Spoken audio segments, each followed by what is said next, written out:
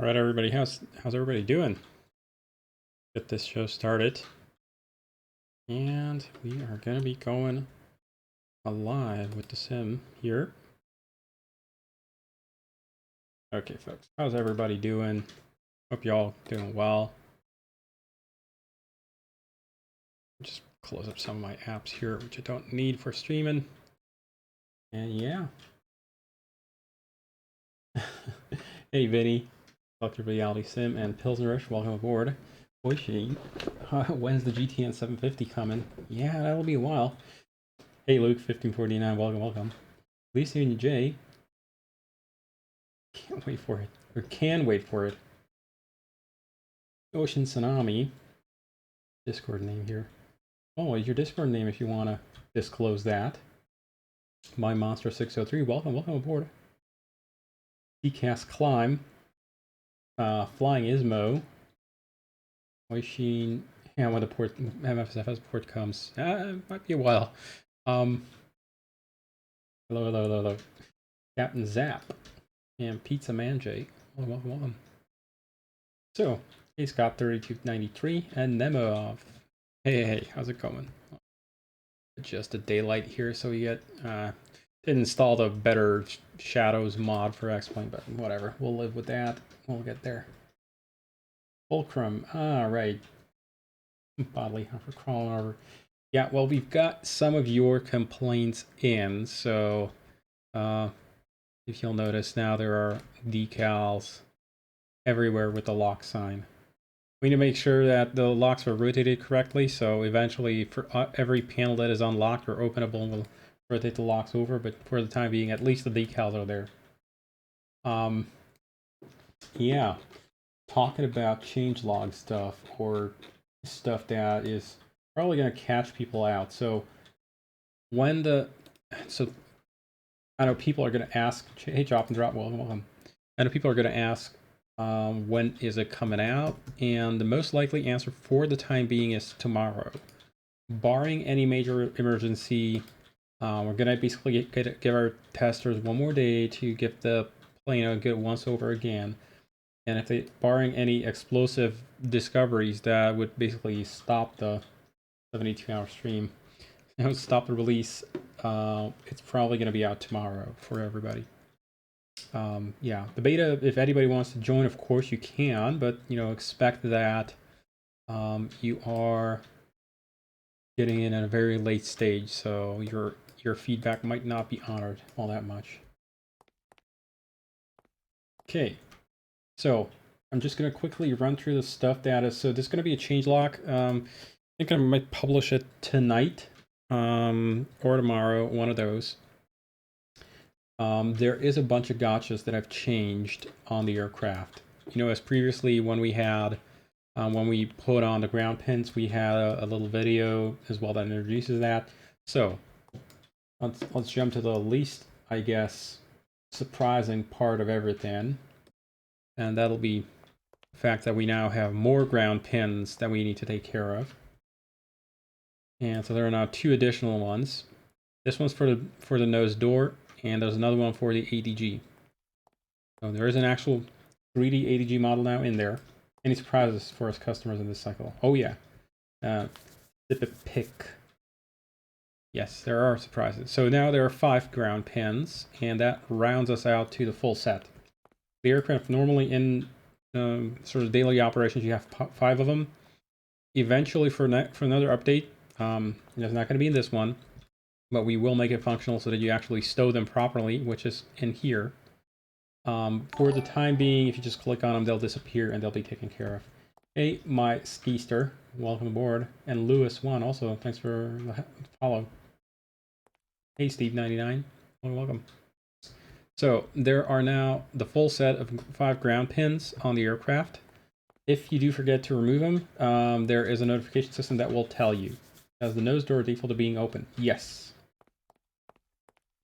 Yes, my Monster 603, it does. So now, well, default. When you create a new airframe, the nose door is going to be open. When you Obviously, when you already are reusing an existing airframe, it's going to be left in whatever state you left the door in. So that's that. Yes, so with the nose door, and what they do obviously is the nose door pin prevents removal or closure of the nose door. Which is that. That's called Scarlet Lion. That comes with the airplane. That was included in there. So the nose door pin prevents the nose door from being closed. Let me actually just quickly power up the airplane so we can take a look at it.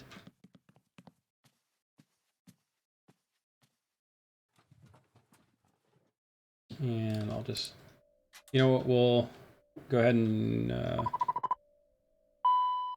we'll run the APU here. Do the APU power up procedure, which is obviously, there's going to be a bunch of dings and bongs. Initially, there's also going to be one for the nose door. At the beginning of the stream. There it is. Nose door. So, whoops for the engine check. Whoops for the APU check. And let me actually adjust my screen size here for the graphics so you can see it a little bit better. So, you've got 4 squibs on the engines, 2 squibs on the APU. And we check the fire detectors. Jet pipe. We've got overheat. 1, 2, 3, 4, 5 fire-related cast messages there. That's good. And we test the failure detectors for the loops. We got 5 fails on there. That's good. Means we are ready to turn over the APU. APU comes on the indications there.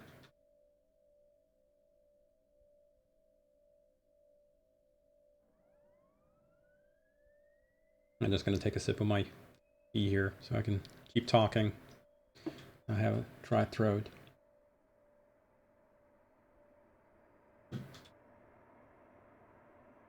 Probably fairly warm in the sim.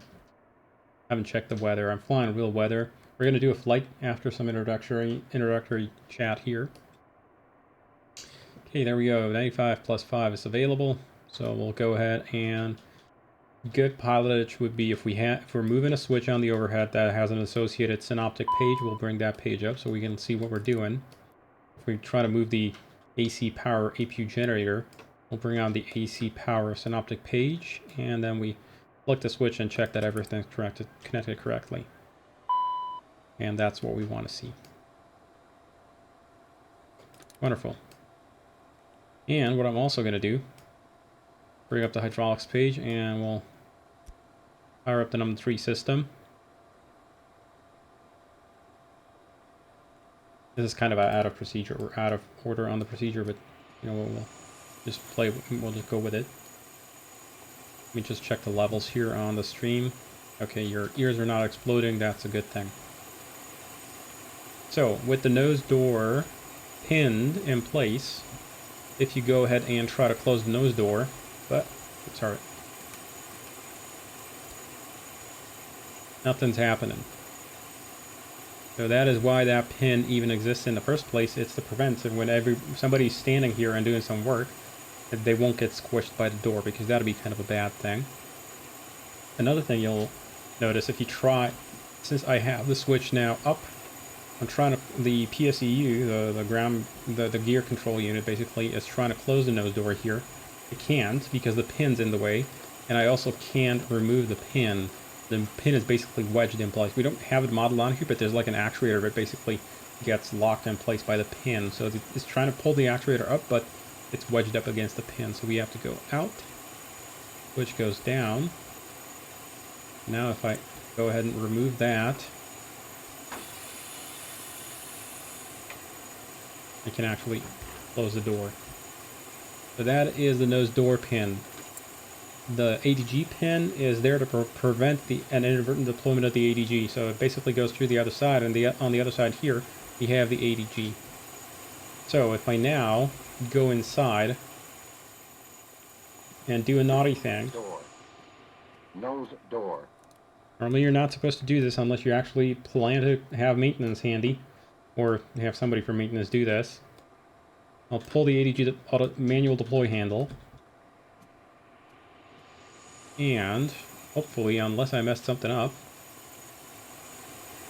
ADG is not out, which is expected.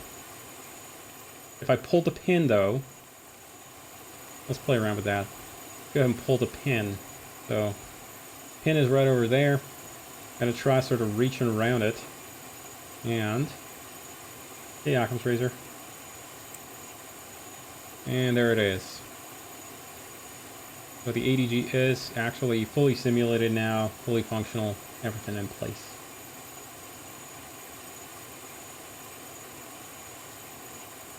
And yeah, it does move, just needs a little bit more wind. Right now there's not enough wind over it, but it will turn slowly, and we do have proper blade dynamics, so this blade airfoil, I do actually simulate the airflow over it.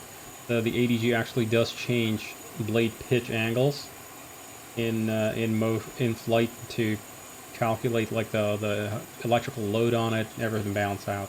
That's why you'll hear the ADG slow down or speed up when it gets loaded up.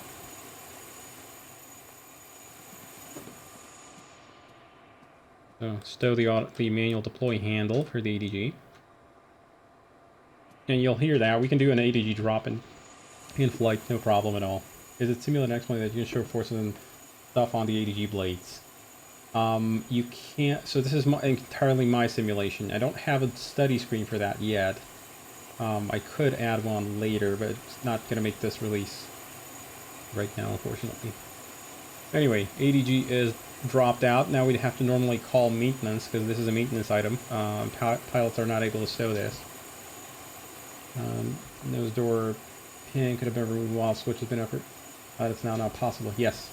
Otherwise it would pinch you in there. Okay, so yeah. And if you want to examine the ADG in detail, yeah, it's all there. Even the little embossed type placards and part numbers and stuff. Eyes and control. No, I'm not Sounder AU. I'm not using the X-plane aerodynamics for this. This is my aerodynamics internally.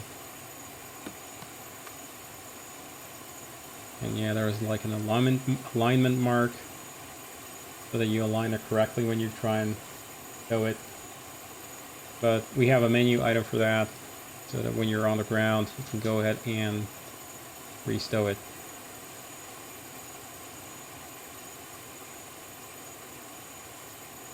Okay, so that's the ground pins. So we'll go ahead and remove you and you. And we'll hop over to the other side as well and remove this pin here.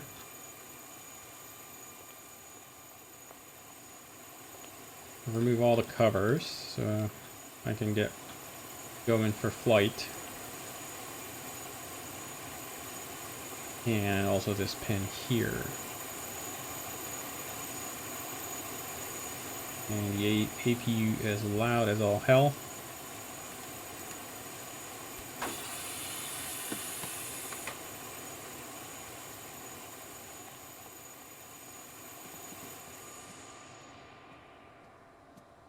Alrighty, so let's talk about some of the more involved aspects that are a little bit difficult to demonstrate, but you might be able to, you'll feel it as soon as you touch the flight controls, and pretty much as soon as you rotate. So, I've done some reading and I've done some researching, and a few other guys, including Alec at 246 here, has done some researching, and we've done a fair bit of retuning of the flight controls on the pitch axis. So basically this axis here. The real aircraft has a mechanism in there. Let me bring up the flight controls here. The real aircraft has a mechanism in there that gives you progressively more and more control response the further away from center that you are. So basically in the center here, you're not going to get very much elevator movement. That's called one of them. So it's two mechanisms really.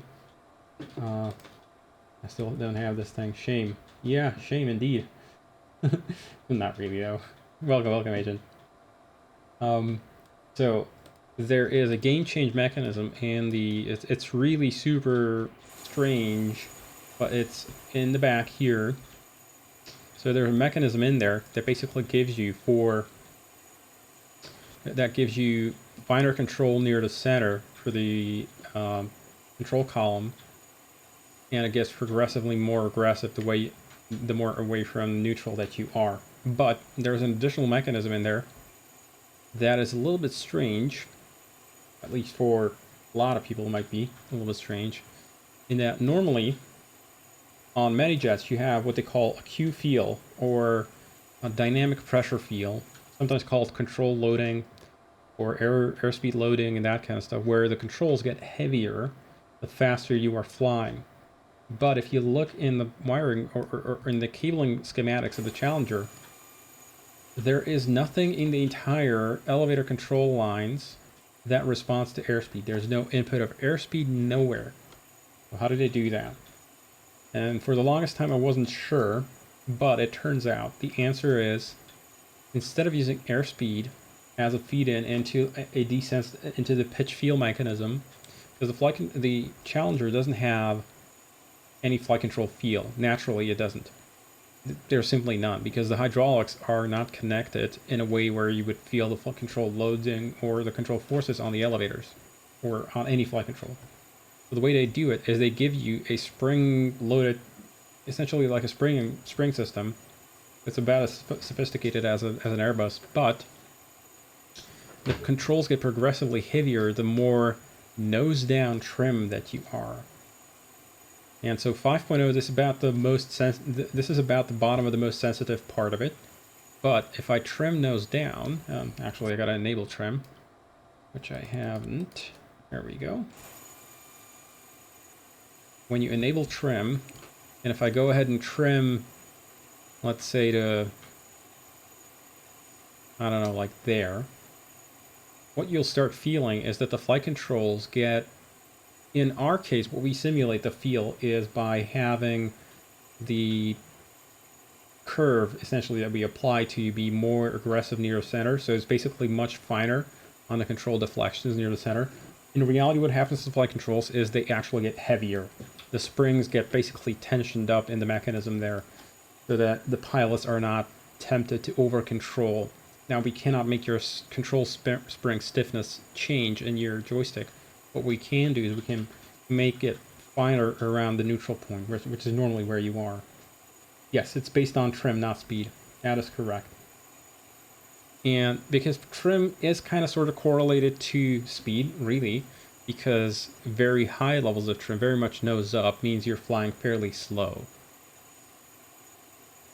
So in here, beyond 5, it's basically at the most, it's at the highest rate. And when you get below 1.2, roughly, that's when becomes the most stiff. And so if I go like there, if I try and deflect the flight controls from center, I have to go fairly far before I get a significant input into it. It still lets you pull all the way to full deflection. We do have a curve in there. It's not a limit of maximum deflection. But if you hand fly it around the center in your joystick, you're going to feel like it gives you roughly proportional aerodynamic response. So you're going to see roughly, on the same sort of pitch rates and that kind of stuff. So it should feel pretty okay. Now, yes, Vinny, good question. We do have that addressed as well. How does it work for guys with force feedback joysticks? For them, what they can do is they can disable the dynamic pitch feel based on trim, where we give you the more refined response near the center. So in their case, they'll go into user settings here, and variable pitch feel based on stabilizer trim position, they can disable that. And now you basically get just the gain change mechanism, which is already a bit of a curve, but it's not nearly, it's not the full story, basically. It's not going to give you as much fine control at high speed. Watch this. So I'm gonna deflect a little bit here, and I'm gonna hold the stick and watch what happens when I re-enable the pitch feel. That's what happens. So if I go less, it gets even more aggressive in the pitch feel department.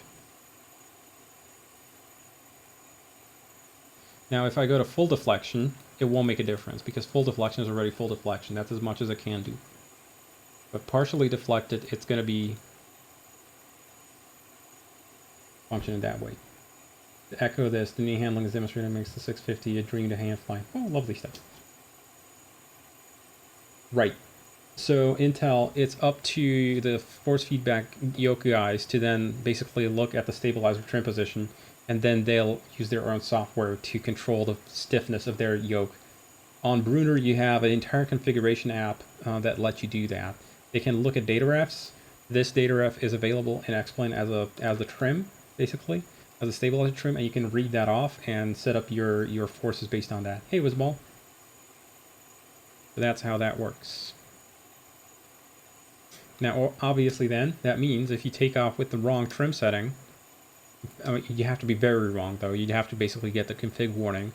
You're going to need a lot of hand-up pull to get the airplane off the ground, more than you would expect, which is the way it's supposed to work. Hey, Pancake.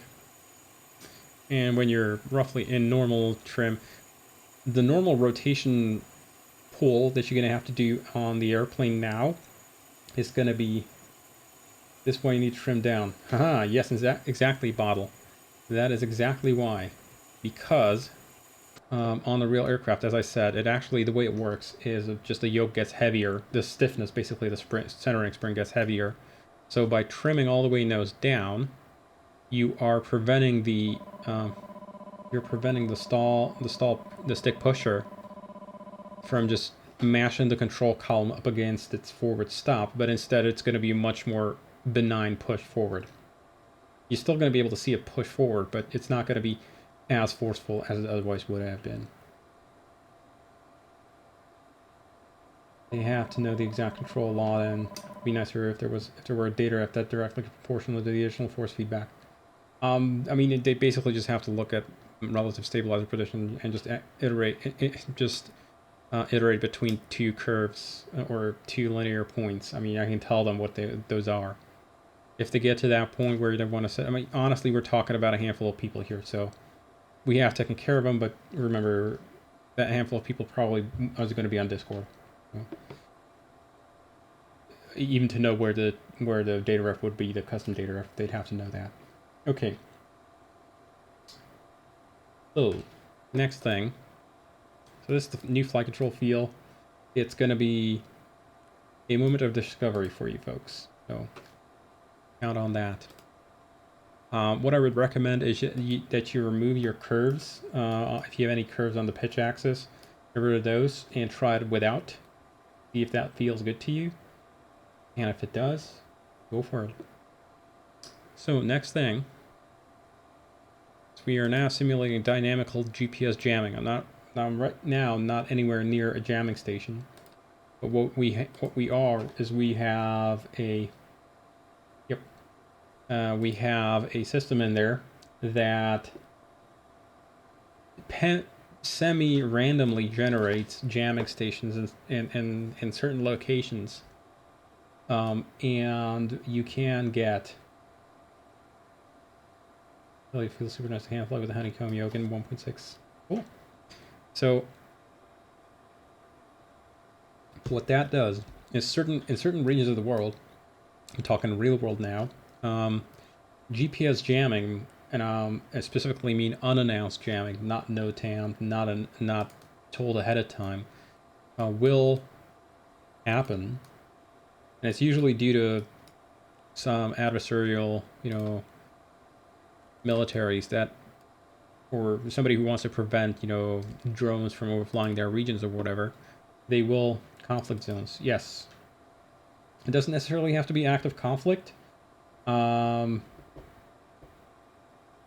it doesn't have to necessarily be active conflict. Yeah, Eastern Europe, Ukraine, that kind of stuff is roughly one of the regions, but we've had reports, and this is based on real-world airline reports of jamming from about a year ago, where it was concentrated roughly in the Middle East. That means we get GPS jamming on the eastern border of Finland every once and again. Yes, Monster, that is one of the regions where you can expect it. So Eastern Europe, Middle East, South China Sea, actually, also happens there, and parts of Mexico. I'm also going to be adding, and this is going to be happening post-release, do not consider the fact that when you're inside of a region like this, or when you're outside of a region like that that you're going to be 100% safe. It's never going to happen to you, because the jamming list is dynamic, and it's pulled dynamically from our server and updated pretty much every time you load the airplane. So I'm going to be adding NOTAMed GPS jamming in there as well for when we have reports of specific regions where it happens. Typically happens in the U.S. Southwest, where they're doing military training with GPS. No, that's there. It will always be on. It will always be on, because it's something that you have to deal with in reality. You do not get to pick and choose. So for those regions, you have to be prepared, if necessary, that you might need to switch to other types of procedures. Now, is there a way to determine the proper trim? Hatchback company, that's going to be coming in the next one, in the next update after this one, because I want to rework the entire cabin environment.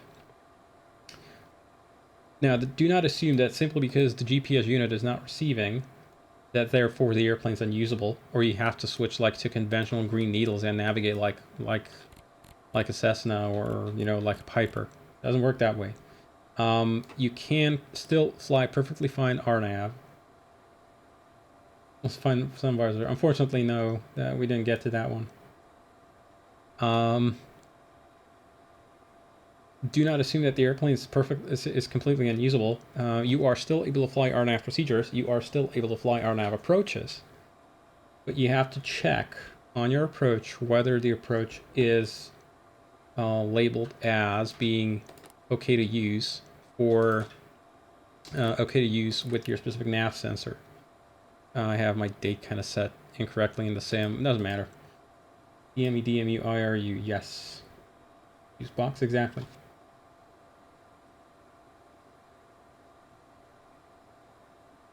No, I meant like navigate like a 707 in the 60s, that kind of stuff. For VOR to VOR.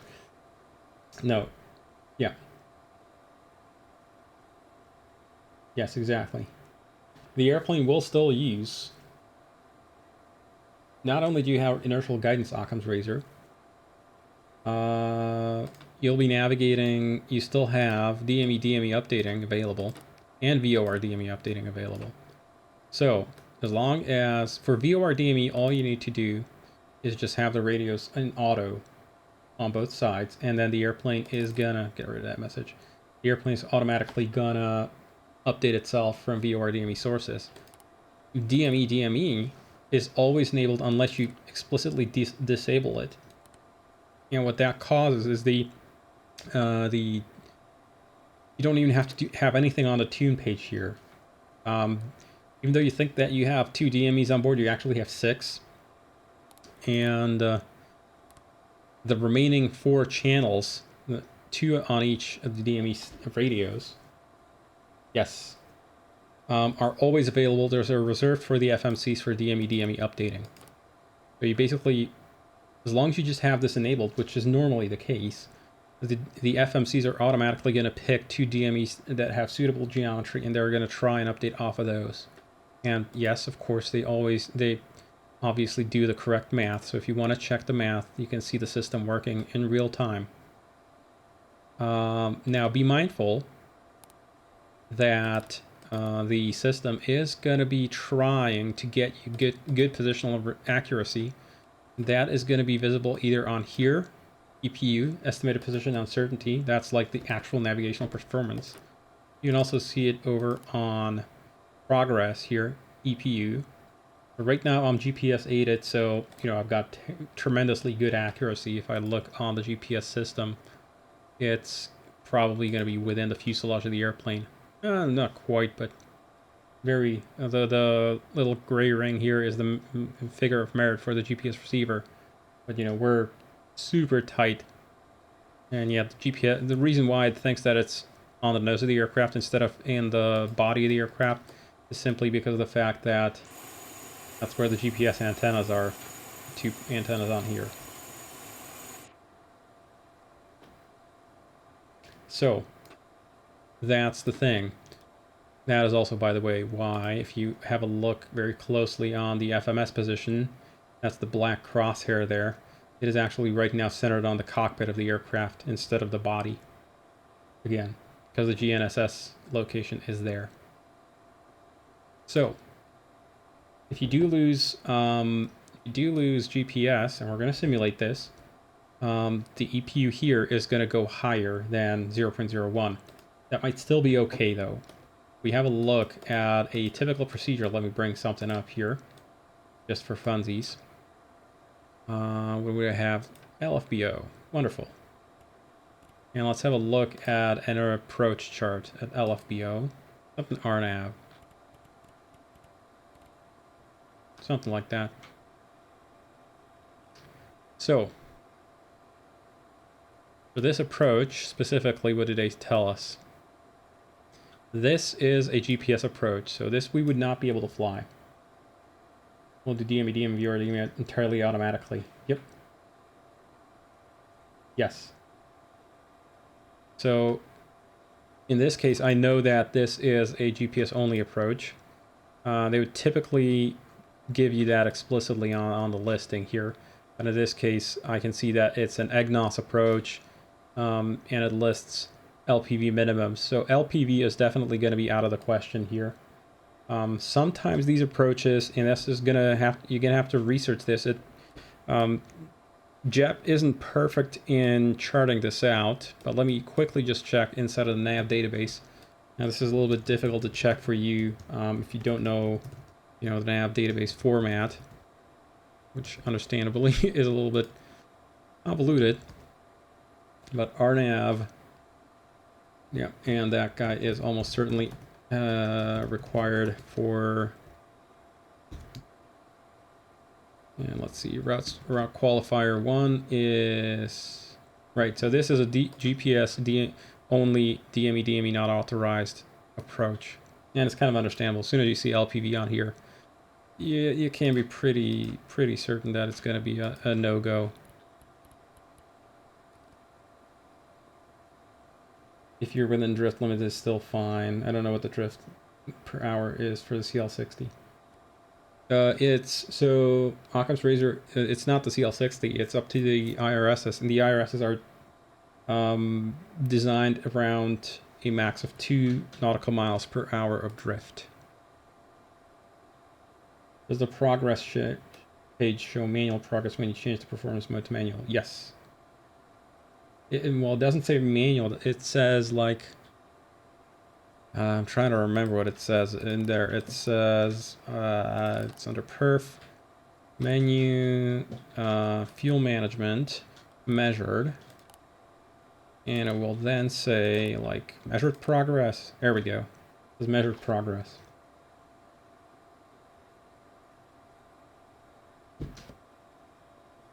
Instead of predicted. No, not flight log. Perf menu, and we got a predicted mode, and it just says progress on there.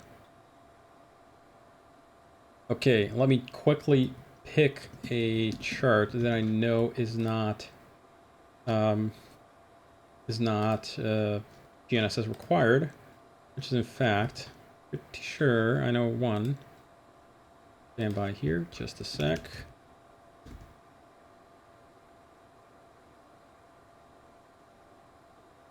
And that guy would be.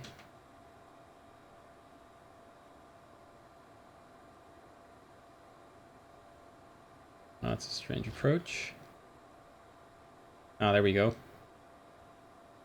So if I go ahead and let me jump out of the menu here, we're going to punch in our destination. So we are LGSM or LGSA or whatever is the name of this airport here. LGSM, yeah, that's the one. Here at LGSM, we're going to go to Larnaca. So if I now go in, no, not that one. Yes, inboard brake pressure, I know. If I go and pick RNP runway 22, a oglupil is like it should enter manual mode after you switch to measured mode and enter your own numbers in the fuel flow. No, right, that one you mean. Yes, it will do that. Fuel management, yes. If you go to measured mode and you enter, like, I don't know, whatever, that, then yeah, you will get manual progress. That's the one you meant.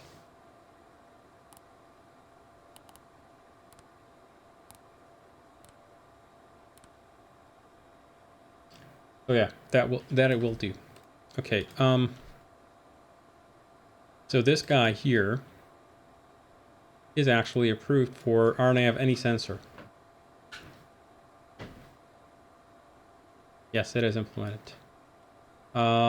They do tell you to follow the VOR DME runway 22 missed approach in case of GPS failure, but that pretty much tells you that this is okay to fly any RNAV sensor. Now keep in mind we are now this is LNAV VNAV, which means we are barometric vertical navigation.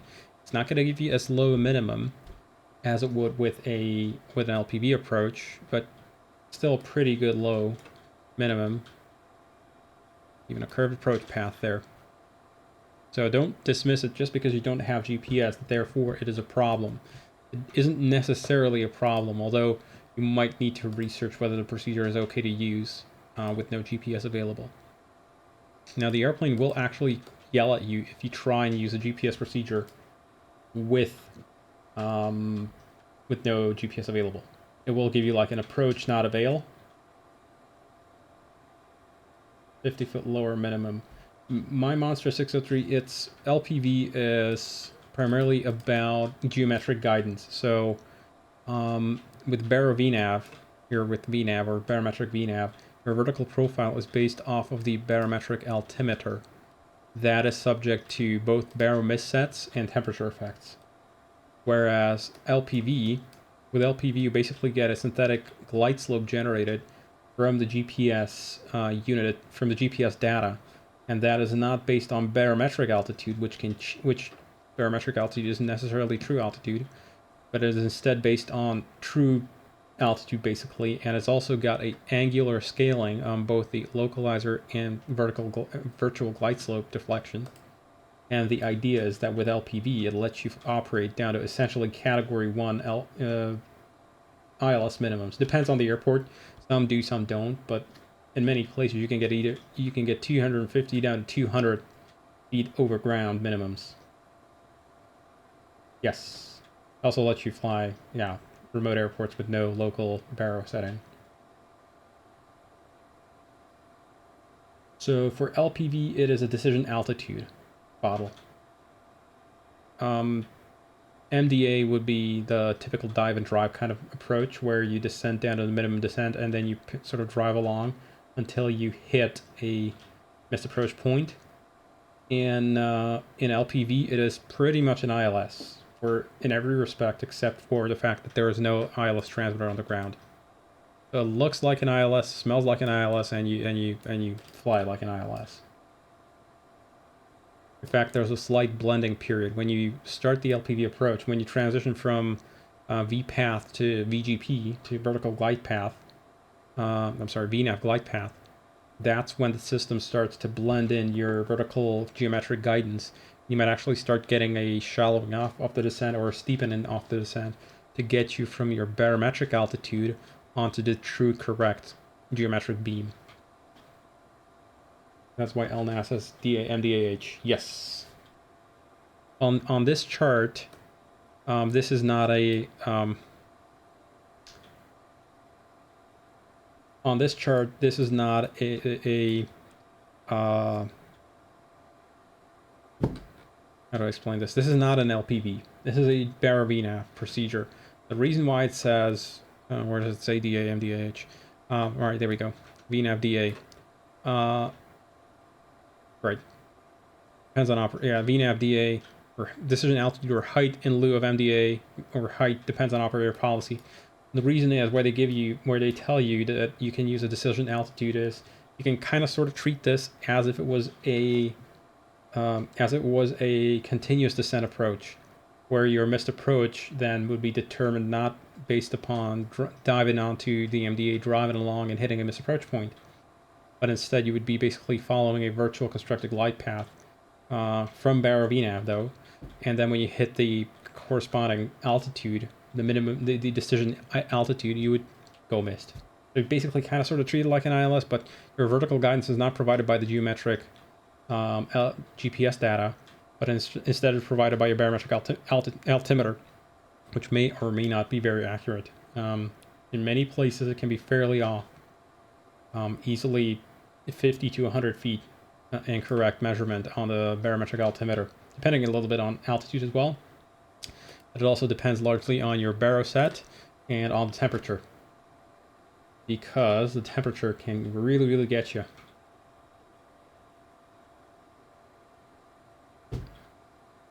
Especially if you don't have a compensated vertical navigation system. You're able to save a landing when the threshold is. Oh yeah, no. So so when threshold is missed approach point, or they have it like a half a mile before the missed approach, before the threshold, and you are at that point like 800 feet above, that is like you're going around. That's the absolute latest point. NorCali pilot there, the FAA guidance is that you're supposed to be able to make a normal landing using normal procedures and maneuvers. And diving down at 60 degrees down to the runway is definitely not a normal maneuver. At least unless you're a fighter. I don't know. Maybe those guys would do it. Well, we certainly can't. At that point, you'd be looking at the circle of land. Best case. And if you have to drive to the missed approach point to be able to start the circle of land, you're pretty much not going to come in. Yes, with the IFR things, it goes really far. So yeah, GPS jamming, practical upshot is you might need to revert to other procedures. So that is the GPS jamming update.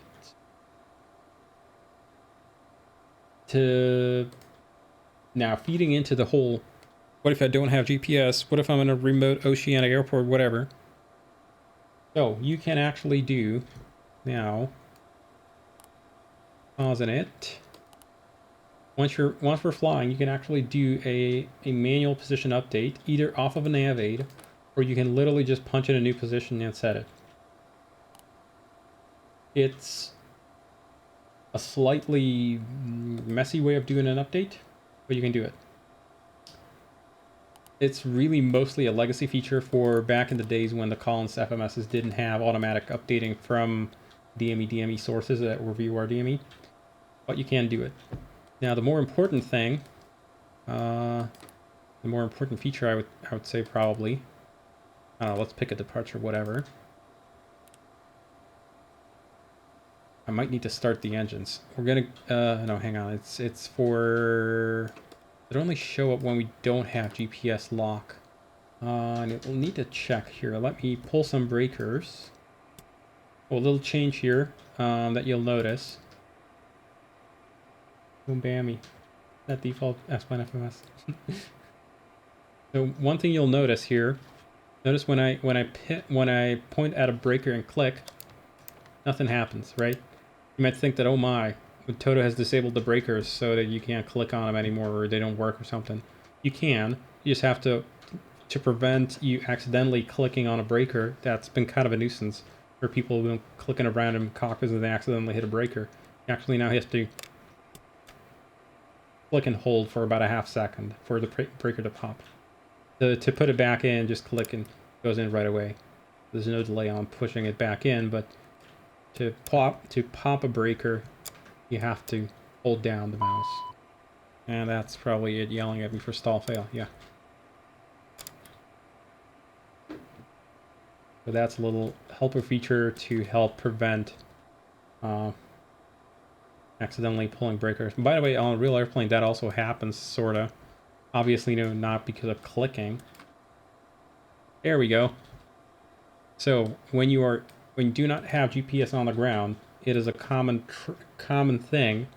If you align either on the airport reference point or you align on a gate position, the IRSs will drift a little bit between you starting your pre-flight and actually taking off. You can be off by half a mile by the time you take off.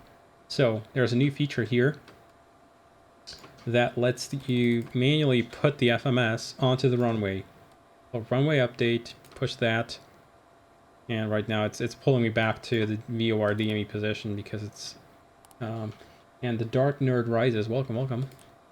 It's got VOR DME updates running, so I'm gonna do a.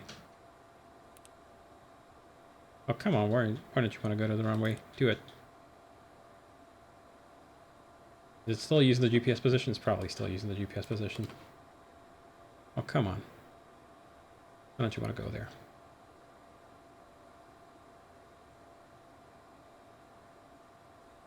Where are you pulling that data from?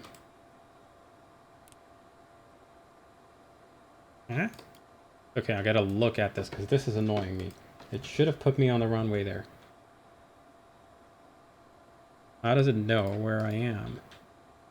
VORs are deselected. It doesn't have a... No, hang on, it's still... Which one did we pull? It's still using the VOR DME positional solution, or is it? No, it's not. It's not computing it. So what gives, buddy? Why'd you pulling me back? Okay, so this is annoying.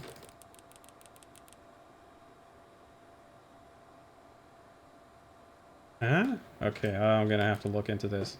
This is annoying as all hell. Now it's actually off in nowhere land. Change VOR frequency. I don't know, maybe.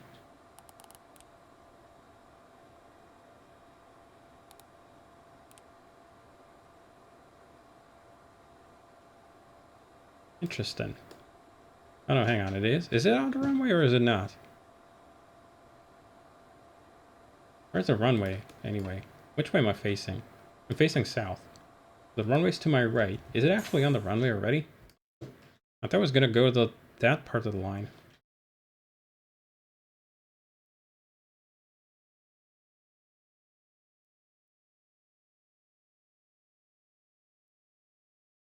I have to check why it's pulling back. It shouldn't be.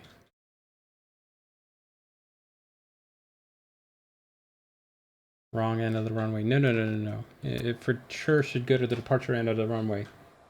Could the IRS position still be too good? It should disregard the IRS position at this point. Okay, before release, I'm going to check this because this is annoying the hell out of me. I had this working perfectly.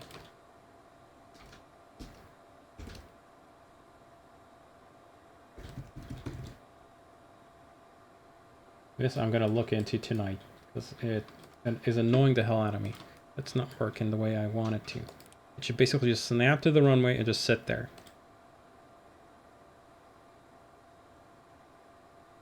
Anyway, so yeah, you can do a runway update. And before you get it into your hands, I am going to make this actually work so it actually snaps to the runway. It just sits there waiting for you. Weird that it's not wanting to do that, but we'll get there.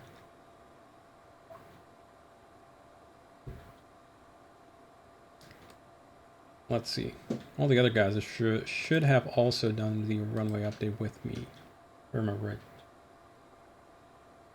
We can die. Airbus or die in dire exits the holiday. Yeah, sure.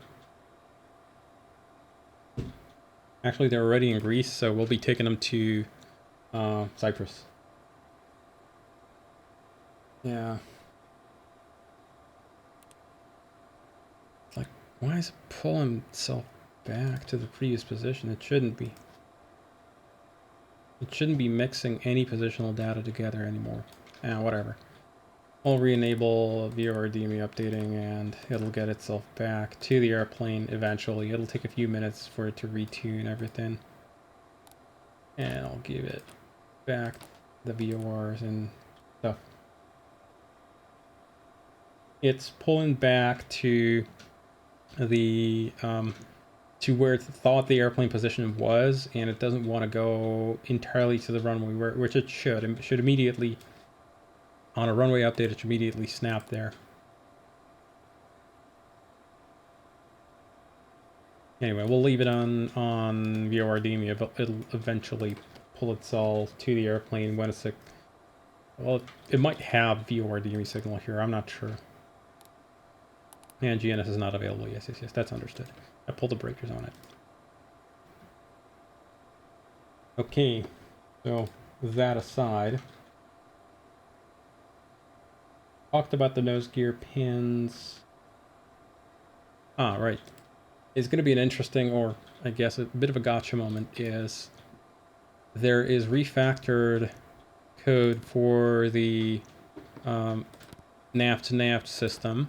So the nav to nav system is how the Challenger normally does ILS approaches. So when you go in an ILS approach, you are in either an LNAV or you're being vectored to the approach.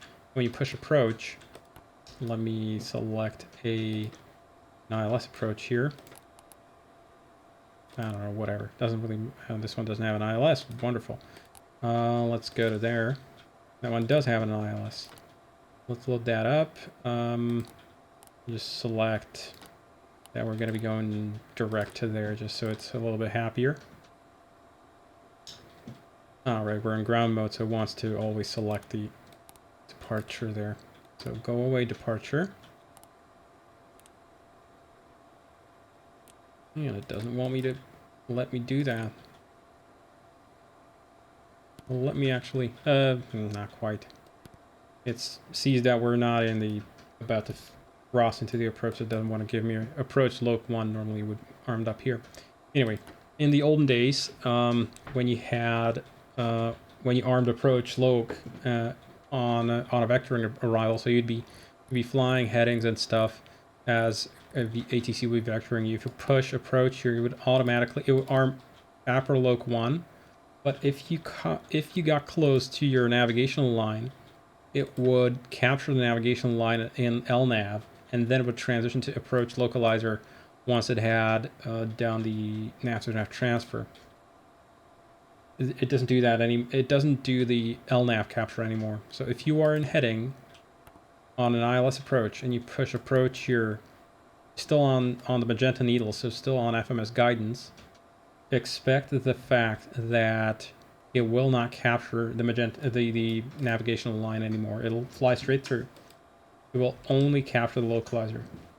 Therefore, if you expect to be getting high angle intercepts to the let me just turn on the GPSs here. I don't want to wait for the nav to nav system, the VO or DME system to get back to its brains. If you're going to be doing a high angle intercept on a final approach, then it's not going to be able to do it cleanly. There we go, GPS lock acquired. You're going to have to basically be prepared to either do a max 45-degree intercept onto an ILS if you're being vectored, or if they give you if they give you a very high angle intercept, what you can do is you can usually do a direct to with a leg intercept with a inbound course. Then instead of pressing approach localizer, press nav. So arm nav mode here, LNAV. It'll capture the nav line, which will always do correctly because it knows the absolute deflection from the course needle. So it knows how to do turn anticipation from any angle, and then go into approach mode and then transition onto the ILS. So it takes a little bit more thinking. Yes. Yeah, if they give you a bad intercept, they would probably be bad. But that, I mean, if you're doing self-vectoring for an approach, you might need to do just kind of an intermediate step with the nav mode first. Okay, so that's a gotcha.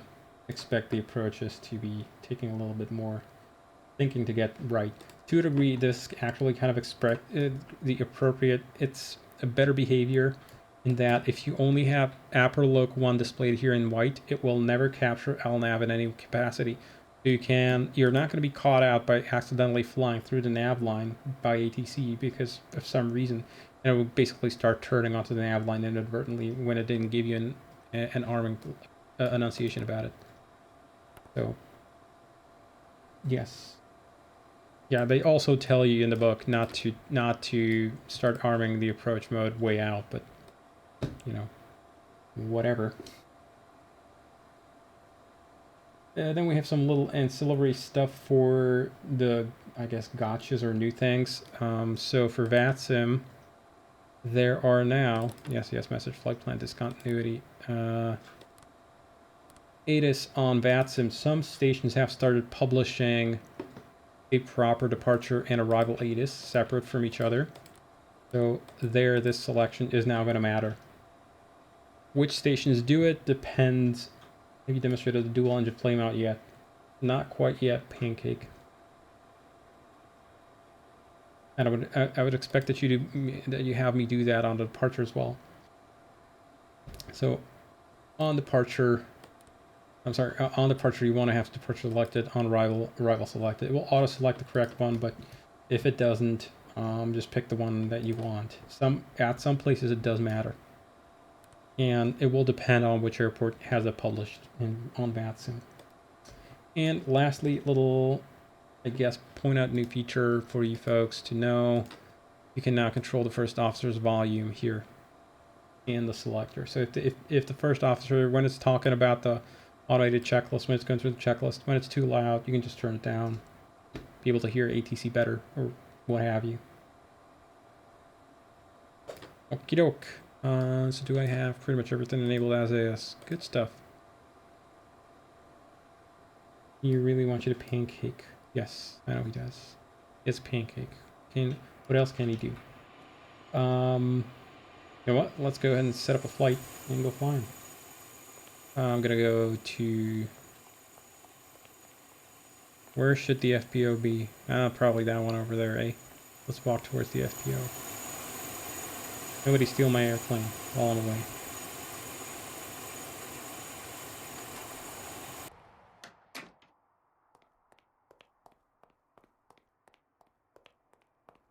Alrighty. Have a talk with Welcome to Hot Jenny. Start Flight Support. How can we help you today? So, Jenny, I am November 650 Charlie Lima.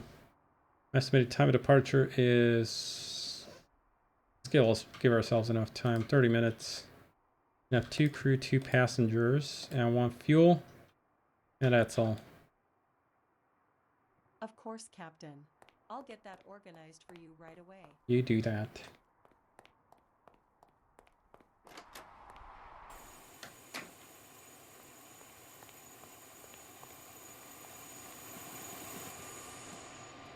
I'm just going to open up all the blinds here. Signature on the forms. Yeah, you sign a lot of paperwork. They do say that airplanes fly not on fuel, but on paperwork. That's the real fuel. Alrighty. And there's one more in the lab. Lovely stuff. Let's get going. Get everything set up. He drives comically small scooter on a ramp and steals challengers to take to the preferred FBO. Paperwork and money. True that. Okay, so start the checklist. Flight compartment checklist. AC and DC electrics. I haven't checked. Nav lights, logo light. And those are on and not the beacon logo. Cockpit lights. Are checked. Lamp test. First flight of the day, so we will do the first flight of the day items. Everything Duck looking good. line. And any changes to ground effect recently? Not that I know of, Captain Crash. Yeah, there shouldn't be any changes to the ground effect. Bleed air duct. Loop A and loop B are good. FMS database status. I'm happy the paperwork doesn't have to be triplicate. Yeah, that'd be annoying. I cycled the database there FMS already. flight plan Actually, I didn't. ATIS. Let me cycle through. It's still gonna say that we're out of date. That's okay. I'm not flying real time today, so who cares? Alrighty. Flight plan uplink. So that's like a so for me, and I'm gonna fetch terminal weather since I know ATIS isn't available here. Terminal weather and LGSM. Anti-skid. Is tested. Nose door. Is clear. Hydraulic 3A pump. Is on. Brake pressure. Checked. Parking brake. And we'll smash on them brakey brakes.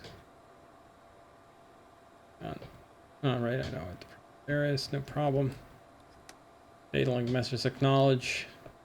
Nose door. Closed. Hydraulic panel and pumps. Hydraulic panel and pump check.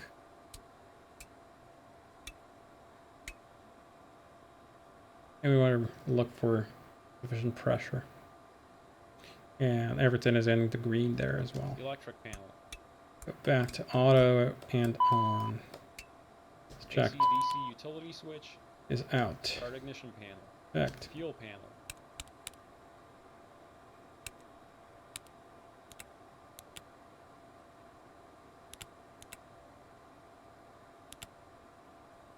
APU LCV. Is open. 10th stage isolation valve. Open. Packs. Or imagine reviews if that were the case. Yeah. That'd be horrible.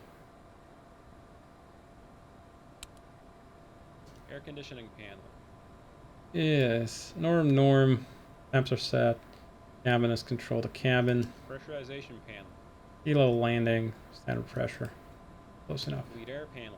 Checked. Supplemental ground wing anti-ice panel switch. Out. TAL anti-ice switches. Cycle. Anti-ice panel. We'll do a window heat test. And an ice detector test. Overheat detector. Wing overheat. Emergency lights. Armed. Passenger signs. No smoking. Seatbelt skip. ELT. Armed. Glare shield panel. Is checked. Crew and passenger oxygen.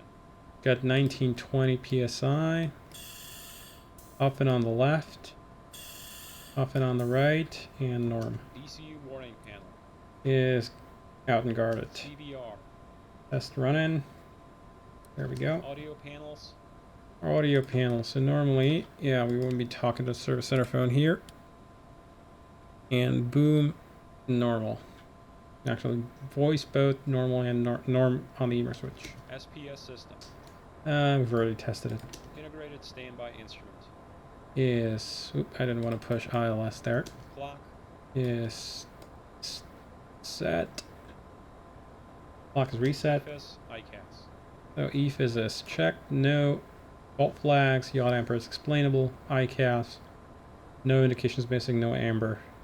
Messages there. Same on the right hand side. Main landing gear bay overheat. Dizzy Flores. That's tough. Yeah. Gear bay overheat. Gear bay overheat. And fail test. TOS warning switches. Are in. We'll do a toss test. Pitch and roll disconnects. Glide slope. And Oh, stop. don't need terrain there.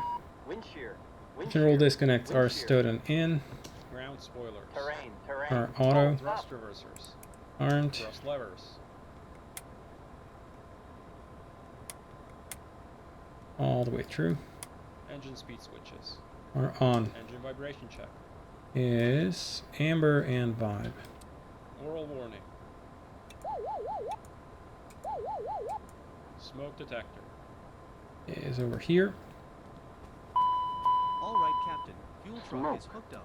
Just let me know how Now much he'd be fuel you a need. little bit freaked Or would out you if like we to had go just tanks full today? He'd be freaked out if we were just doing a smoke test and he just walked by. And holy smokes, are you on fire or something? That's what you might think. Alrighty, so we want 5,600 pounds. I have 2920 on board. So 5,600 minus 2,900. We want 2,700, which into his liters is 1,555 liters. So there we go. All right, I'm gonna go start up the pump. Yes, the units are in metric because I'm in Greece. Alrighty, fuel panel on. Both valves are open, and we'll wait for him to start pumping. He's gonna set in the aircraft, but it seems not. I just flew in Europe. Yep. In the US, you'd be getting pounds and gallons. Because that's all the pumps are laid out for there. Do a high level test. It's okay. I'll leave the left side off for a few seconds to basically equalize the tank levels a little bit. Yeah, that's about there. Good stuff. So I'll open up the other one. It's coming in. Good stuff. So, what is he talking about? Smoke detector done. Trims, mock trim. Trims, we've already played around with them. We'll just call them good. Pardon a somewhat unrelated question. Is the X platform the preferred method for technical issues with TBM or Discord? Either one will do. Yacht ampers. Yacht ampers are on. Reversionary inhibit switches. Want to check that all in norm and good. IRS. IRS is aligned, and we can check that on here. MFD data, we'll go display menu, select IRS status for display, and 3 in nav. CPDLC. Is not required at this airport, or actually not even present. TCAS. TCAS. There we go. ATIS and clearance. Okay, some clearance, we'd have to go ahead and fetch that, so we'll say that we've been given clearance as filed. TCAS system test okay. FMS flight plan. Wind update. Perf. So, sec flight plan, activate, execute, depart, arrive, runway is 27, Larky 1E, on the SID, Spicy 1 into the mountains we go, and arrival is Bonnet 1 Romeo. Let me punch that in right away. Bonnet 1 Romeo. Check that it connects. And it does. Good stuff. I'm also going to punch in our perf. Cruise altitude is 390. So 39,000. You have to put in the additional zeros. Otherwise, you're going to get 390 feet, which is not probably going to be what you want. Well, actually, already have to figure out how to fly this thing correctly. I'll pick up, let's see, no, I'm not going to pick up fuel from the tanks here. We're going to punch in what we have on the fuel manifest, which is 5,600. And actually my alternate, LTAI, it's probably going to complain about fuel at alternate. Oh, no, it isn't. Good stuff.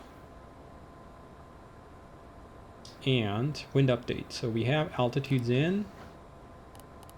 So now we go to route menu, wind update, and send off for that. Takeoff data. So for takeoff data, Refueling is complete. please Captain. done fueling. Do you need anything else?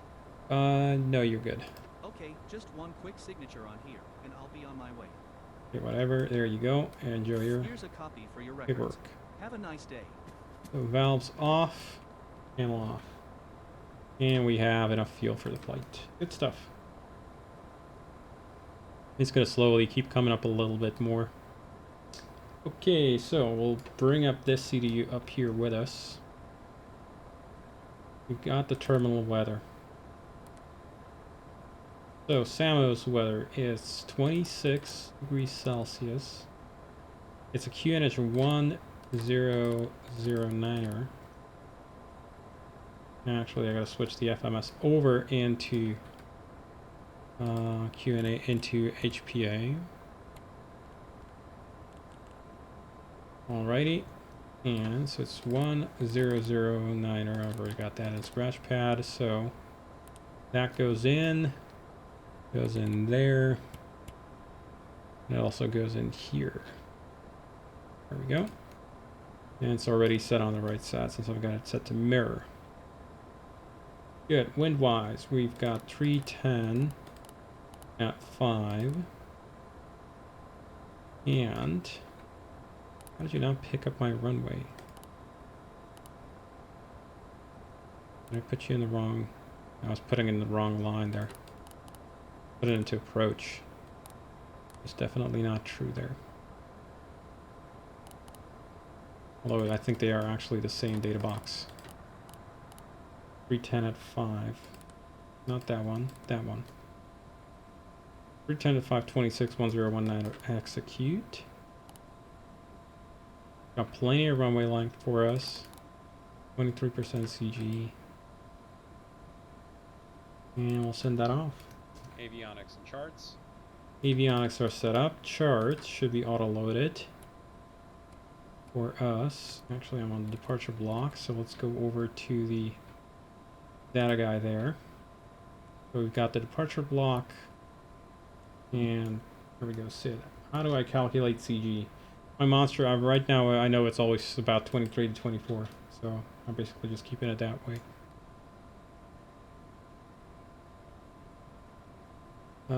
We're gonna review that. We're gonna revisit that in 1.7 a little bit better. Or well, we're gonna give you a chart for that. It already kind of sort of applies, but we're gonna revisit that for 1.7 a little in more detail. But realistically, it's not gonna be like old data from some EFB contraption somewhere. Okay, transition altitude is 7,000. So departure brief. Hang on, we want. Oh right, avionics. What you talking about? Avionics and charts. Yeah, okay, we got that. Flight instruments. Flight instrument check. So 186 on the heading. On runway. For runway heading here. Here we go. Yep. So 186, 270 on the heading, which is runway heading. FMS1 navigating. Speed is going to be airspeed constraint. Probably is. There isn't. So we can go ahead and roll it up to 200. There should be a top altitude on the SID. If there isn't, I'm going to have to pick one. Of course there isn't. Why would they bother publishing one? We'll just go ahead and say that it's 7,000, same as the transition altitude.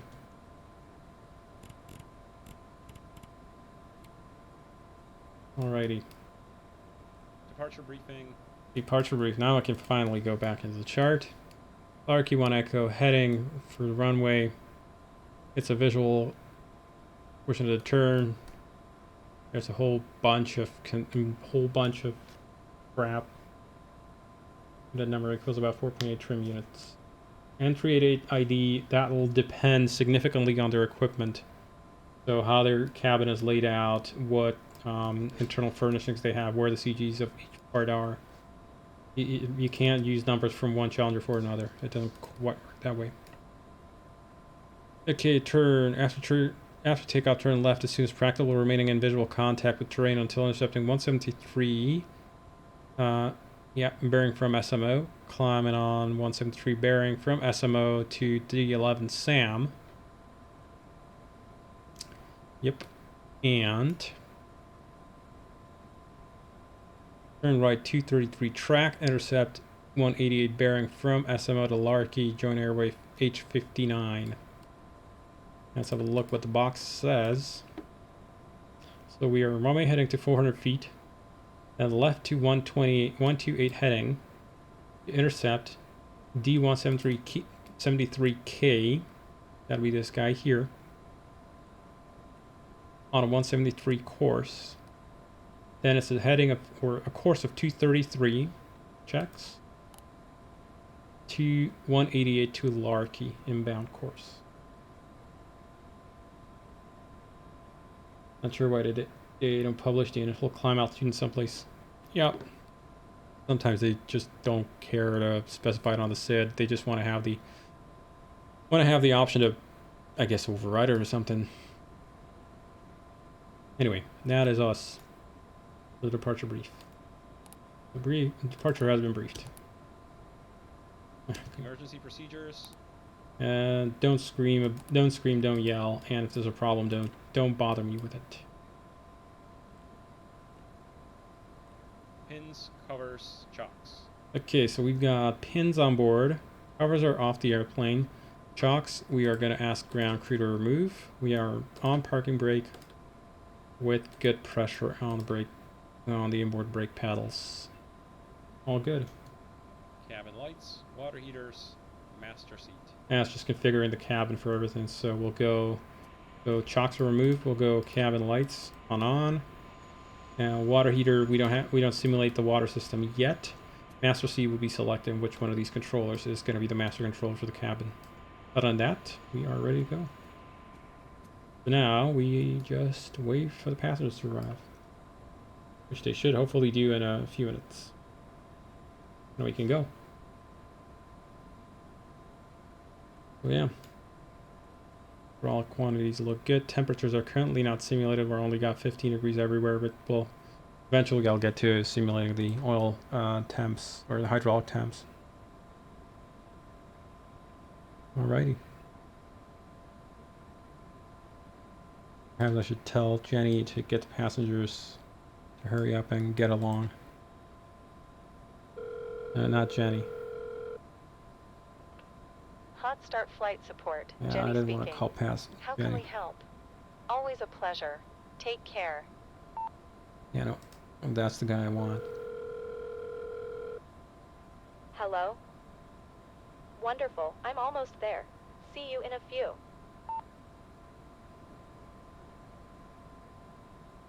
So yeah, Flight compartment checklist complete. and the passengers. Passengers engine start checklist next. Sweet. Hopefully they'll be here in a few minutes. Let me just check that I didn't forget anything in the airplane. Windows are open. There's no trash. Snack bar is stocked.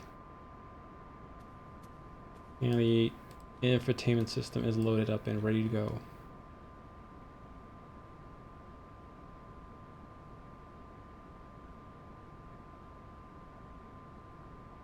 Cool. Speed 1 mile per hour. GPS thinks. And we're kind of sort of moving. Is it the FMS that thinks that? I don't know.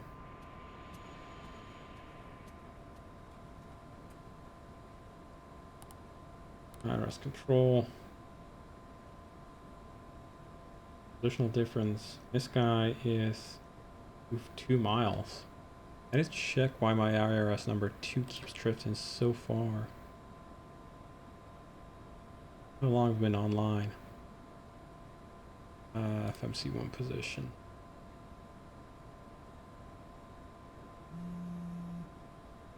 Hello, Captain. It's Jenny from Hot Start Flight Support. Your passengers have arrived. Shall I have them brought to the plane? Yep. Understood. Just call me when you're ready to crap, I receive clicked them. on the wrong thing. Anything else? Understood. They'll be there in a couple of minutes. Anything else? Turn the IRS on, off and on again. Always a pleasure. Take care. Yeah, perhaps I should. I can actually do a realign manually. Tell them to realign, basically.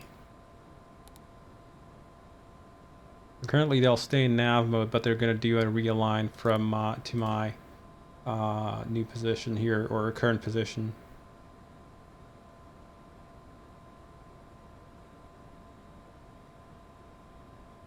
IRS2 needs to go in the trash. Yeah, check database dates. Understood.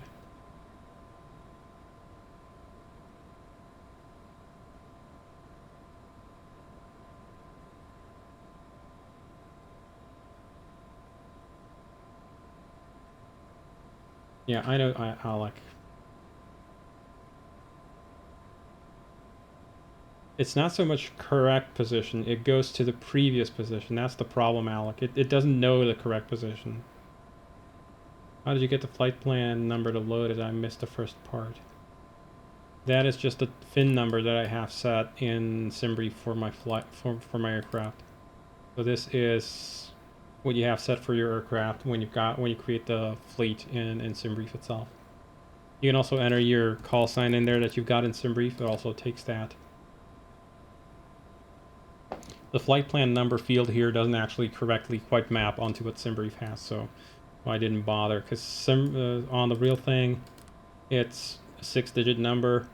On SimBrief, the flight plan number is more like 12 digits, and it'll be a chore to type that up individually. So I've made it either the call sign of the aircraft or the VIN number of the aircraft. It doesn't quite work. This would be for the ACAR system that you have on board. This would be more like stuff that's generated for you by Airing Direct. Okay, passengers are here. Clearly it is Ocean driving there. Hello, Captain. Hope you are doing well today. Yep, doing well. How about yourself? Great. There's nobody else coming along today. So as far as we're concerned, we're all good to go. Good. Sit yourself down, shut up, eat the snacks, and if there's a problem, don't bother me with it. Such a lovely person to fly with. Wonderful. Let's get going. Engine start checklist. Doors. Closed. Parking brake and pressure. Checked and set. Fuel quantity and balance. Is checked and balanced and sufficient for flight. Beacon. On. Fuel boost pumps. On. Ignition. Armed. Engine 2 start. We'll go ahead and ask ground crew for an engine start here. Good stuff. Start number 2. Okay, light comes, or timer comes on as soon as the light goes on. So we got 20 less than 120 and 1 turn in.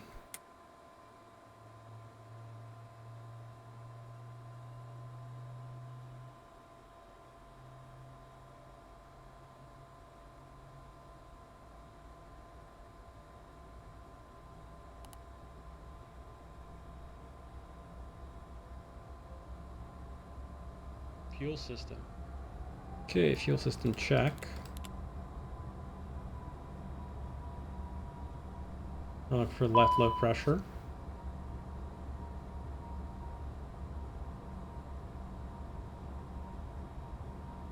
Come on, get there. There it is.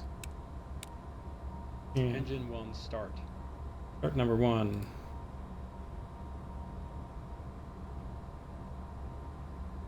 Here's a thumbs up. Start number 1. Light comes on. Timer reset. 20 less than 120 and 1 turn in.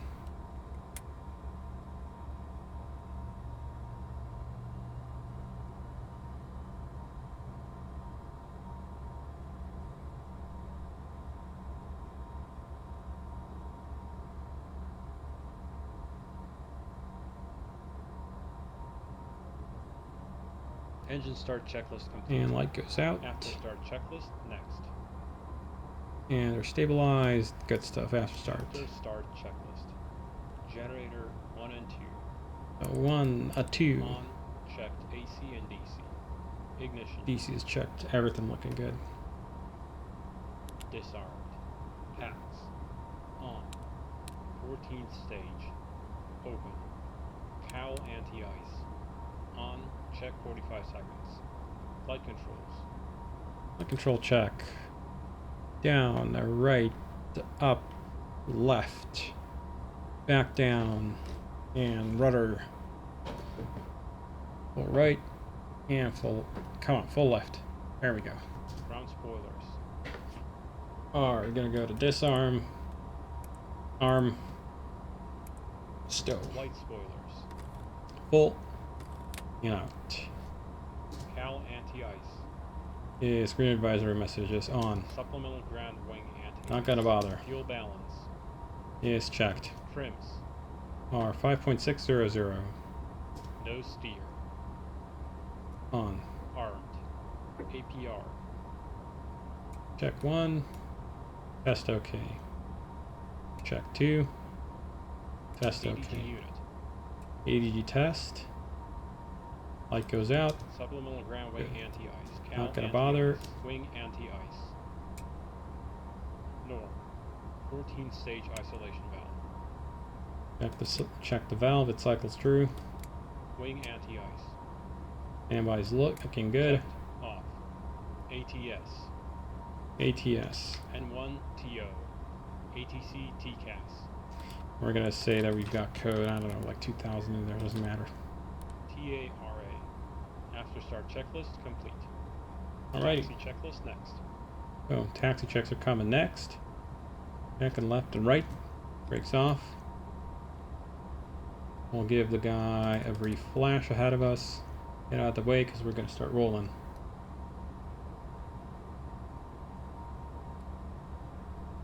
And we're looking for 127 here. We could hang a lefty. Let's do that.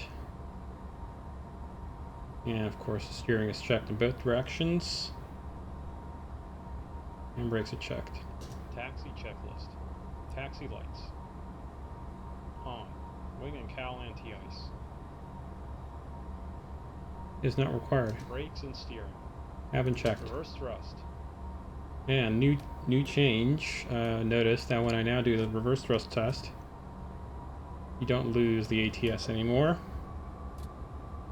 That was a mistake. It shouldn't have happened. If taxiing the de-ice, false checklist flaps. 20. Altimeters. Set and cross-check. Radar weather. On. Takeoff briefing. Yes.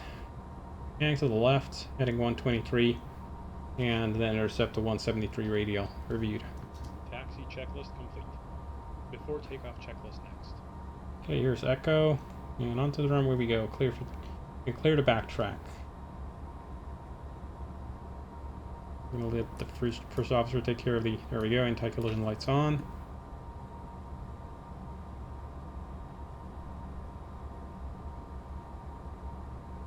Get started on the in the before checks. In fact, I'm gonna take synthetic vision here. Also gonna grab the heads-up display. Before takeoff checklist. Passenger signs. Advised on. Anti-collision light. On. Pros. Which was the hammerhead here? Windshield heat. Go like this. Wing and cowl anti-ice. Not required. Continuous ignition. On. ATC TCAS. TARA. Supplemental ground wing anti-ice panel. Checked. CAS. Takeoff config OK. And we have observed that takeoff config is indeed okay. And we've been cleared for takeoff. Landing, pulse, recog lights. On. Before takeoff checklist complete. Let's go. After takeoff checklist next. We're looking for 91.9 on the N1 there. Beat off the brakes. Let's go. I'm gonna arm nav here. And thrust is set. 80 knots. There's V1. There's rotate. You're gonna have to get used to the different feel of the rotation there. I think you'll like it.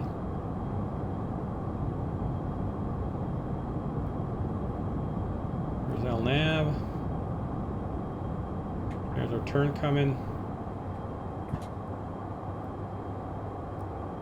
And keep the high rate of climb here.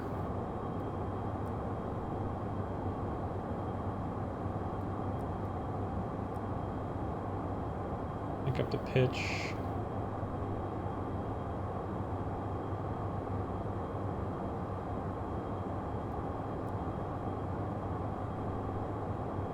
There's a box around the HUD. That's your takeoff cue. You rotate into that.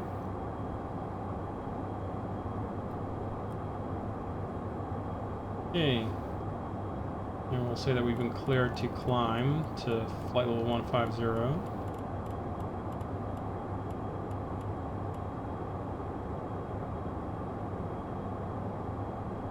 Pitch again here.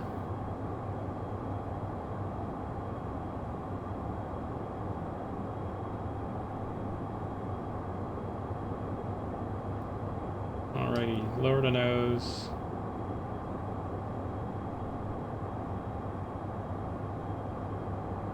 And before I give the airplane to the autopilot, I'm going to have to trim a little bit nose down to release the pressure. And there we go, autopilot on. Feet up, flaps up. I needed extra hands there to actually get everything done.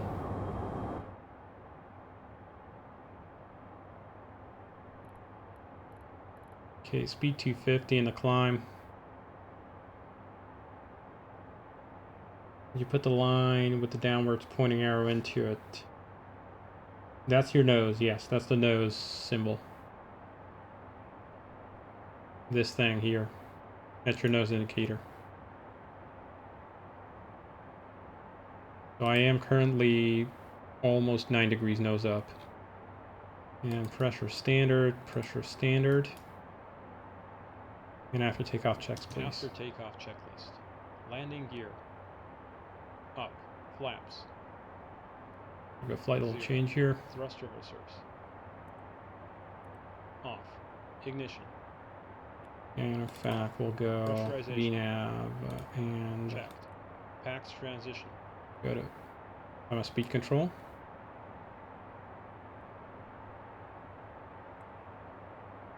There Completed. we go. N1. There's a right Launch turn set. coming. APU generator. Off. APU. It's going to be a Shut down. turn to Passenger signs. 233 course. Going to be an interesting way to intercept for sure. We're going to overshoot the next leg there, I can tell already. The turn to Larky is a little bit too tight. Passenger signs, keep them on. Pass. It's checked. After takeoff checklist complete. With the speed that we're going, that intercept there on Larky is not going to work for us. So I'm going to go direct RDS.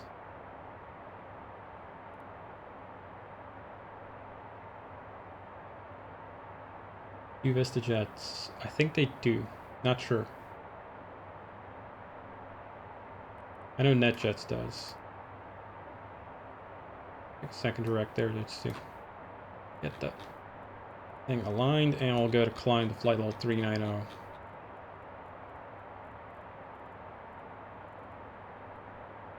Here we go, flight level 390, can get rid of the HUD here. Lights off. And flyby.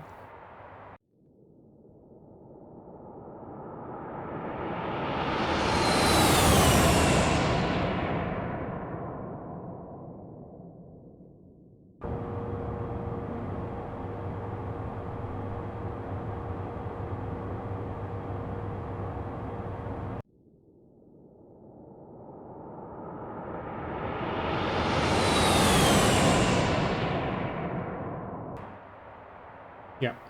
CL650s are pretty much the same thing, except they are running a slightly older variant of the Proline 21. But mechanically, they're almost identical.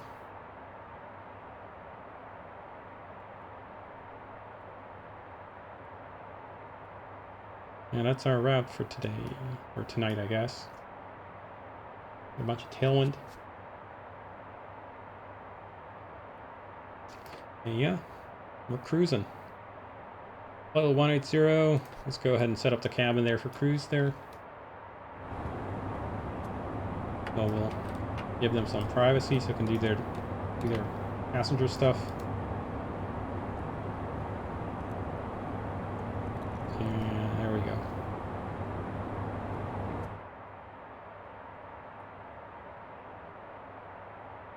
But yeah, we're gonna put up our feet, I guess, on the glare shield here, and I don't know, chat life and aviation.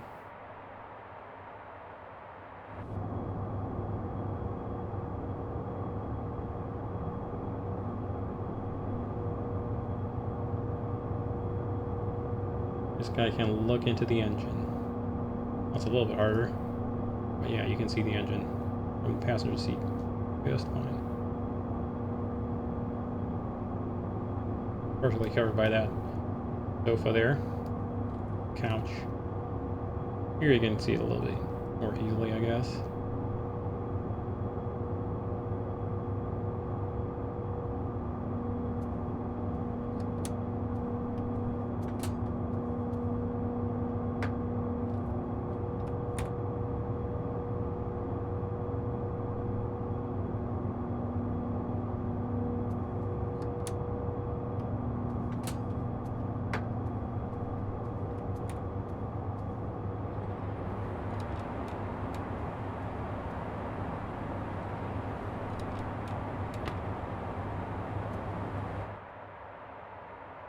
He knows attitude is low, so we can go ahead and release the cabin there into auto. And there they go. Oh, you know what I didn't do? I'm doing the cabin announcements again. A little bit late for that, but sure, whatever. Your flight crew would like to welcome you aboard this Challenger 650 for your flight today. We would like to take a moment to review the safety features on. Yeah, bit of a fail. Again.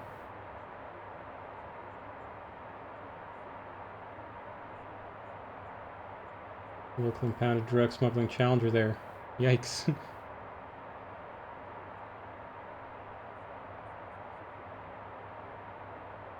Yeah, that's a bit of a yikes moment for those guys, yeah.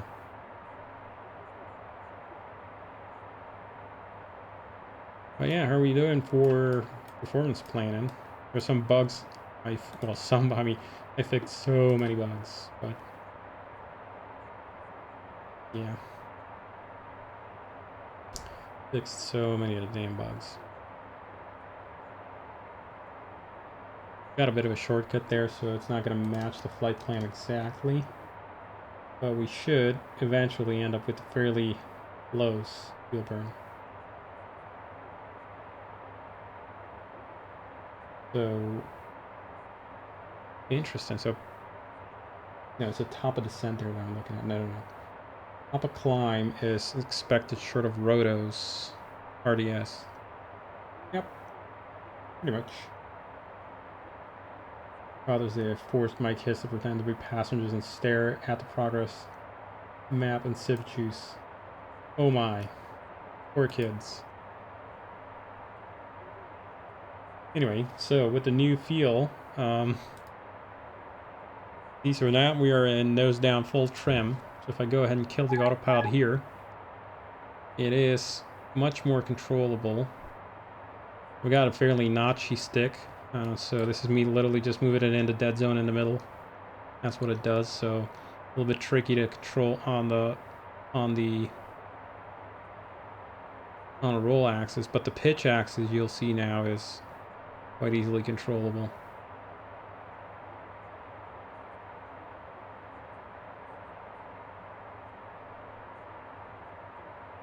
And flyable just fine. Well, the roll axis was a little bit messy for me.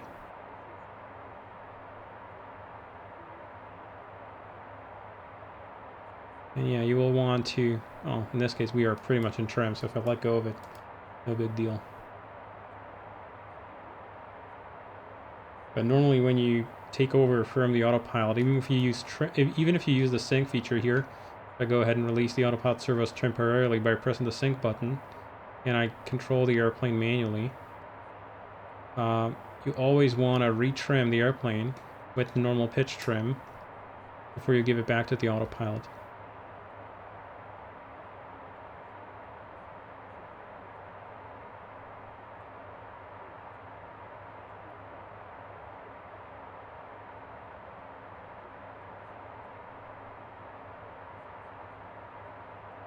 So let's have a look. Since we're in demo, I guess, mode or status, let's go have a look. If we have any jammers within range. We really don't at this point, so we are fairly unimpacted by jamming for the time being. Let's see what happens when we get a little bit closer.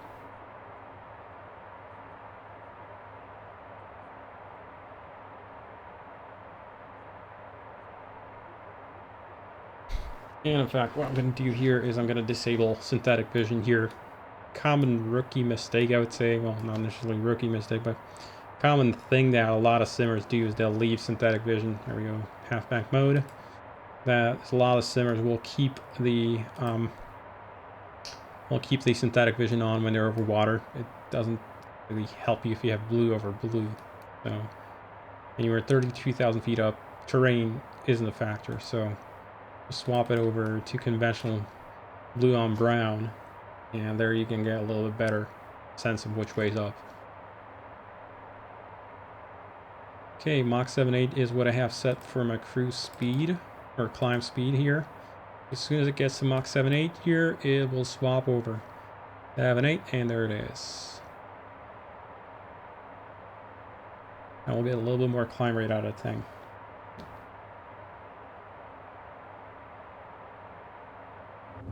Have these finished listening to the cabin announcements? They have, so let's give them another one. They also, we will need to, since we're going to be flying. Ladies and gentlemen, if we may please have your attention. During today's flight, we will be flying over water. Therefore, please be aware of the life vests located under your seat or in the leg rest if your seat is equipped with one. To use, remove the life vest from its protective cover. Place it over your head with the inflation chamber over your chest. The waist straps will now be in the middle of your back. Grasp these straps and snap the buckles into the rings located on each side of the front of the vest. To tighten, simply pull down on the straps. Do not inflate the vest inside the aircraft. Once you have exited the aircraft, inflate the vest by pulling down sharply on the cords hanging below each inflation chamber. Note that at the top of each inflation chamber there is a rubber tube that can be used to further inflate the vest if necessary. This aircraft is equipped with 2 life rafts. Please consult the passenger briefing cards for the exact location of the life rafts. A crew member will assist you in using them. If there are any questions, please do not hesitate to ask your flight crew. And that's it. That's our overwater briefing completed. Yeah. Now we basically just watch the world go by. We're doing pretty good speed. 5.9. And in fact, I'm going to punch in. We're going to be cruising Mach 8.2. Yes, now it's a little bit... no, it was happy. Or it's happy again. A little bit confused by the alternate fuel, but there it got recomputed fairly rapidly. There's a turn coming up, so airplane's gonna half bank its way to success. Hopefully, should more or less roll out perfectly on a new course.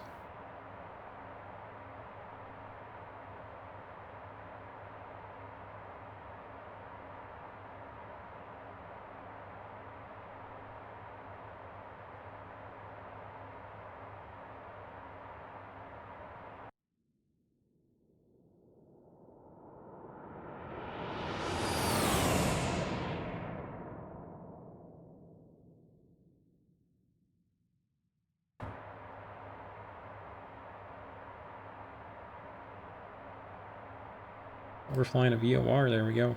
Rotos. That's why the VOR needle there is so bumpy.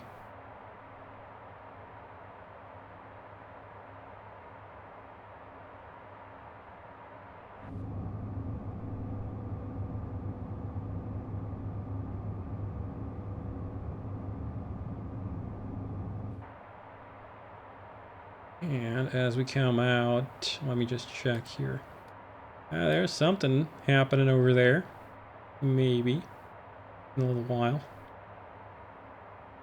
Now, the way that the GPS jamming solution or jamming system simulation works is it's not a simple distance fail. It's not like you're within a certain distance and boom, there you go, GPS jammed.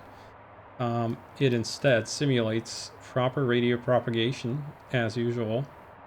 So it is this dotted, the dashed line that's around the jammer is just sort of a notional to give you a sort of an idea where you might expect it to happen, but doesn't necessarily mean that it is always going to be the one affecting you or that you're always going to be affected by it. It depends largely upon the received power, and it's going to show up on this box here. Going to show up in the box down there for whether you're going to have jamming or affecting you or not. There's 1,000 feet to go. As soon as we level out, it's going to jump up to Mach 0.82. And we can monitor the situation there with the GPSs. Right now we got 8 satellites being received. We are in SBAS precision approach mode. That's all good. We are in EGNOS service coverage. So that'll be, you know, we're able to do LPV precision approaches, perfect stuff.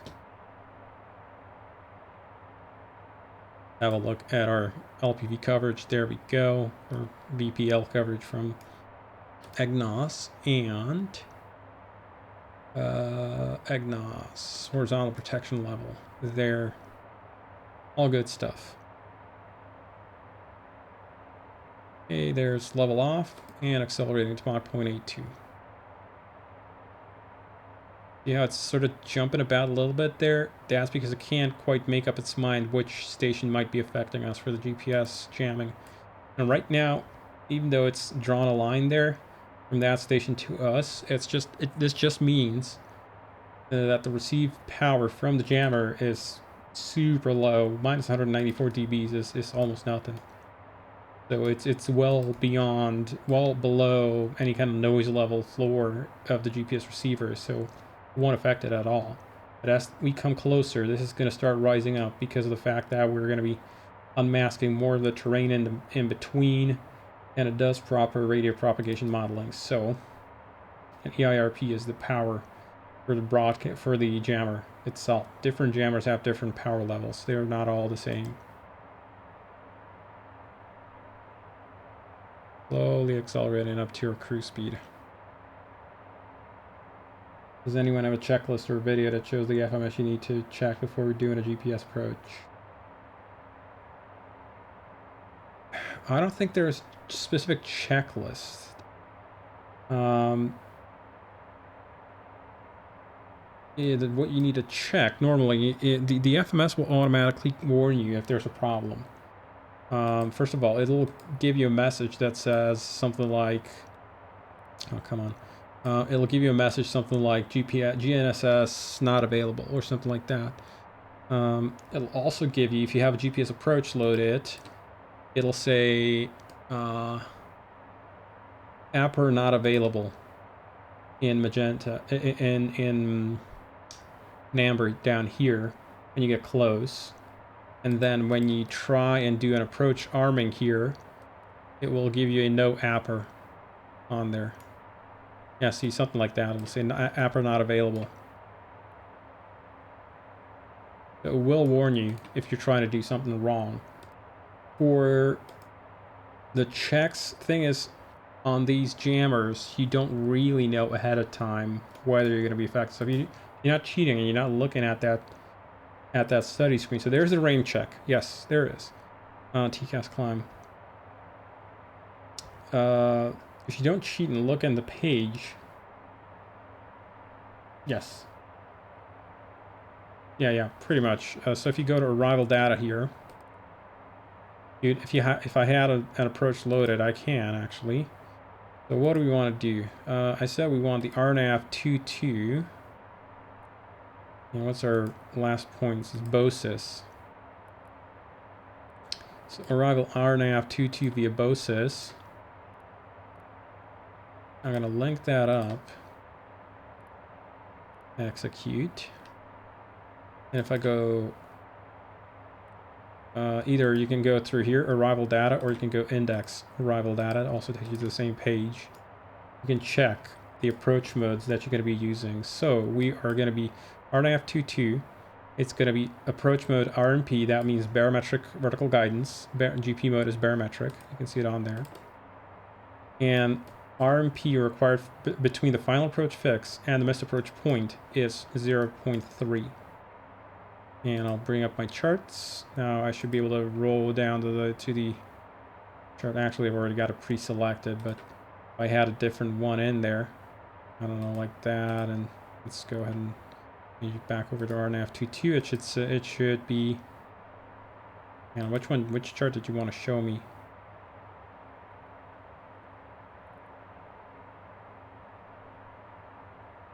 Did want to pick this one. Okay, yeah, I wanted to pick this one.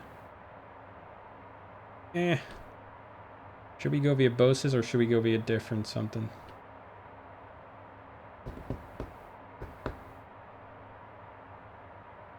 So we can do this one actually. So it tells us right here, RMP1, GNSS required, radius to fix required, DME not authorized.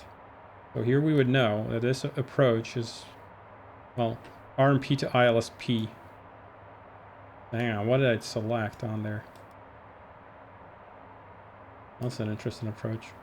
I didn't select the RNA because, okay.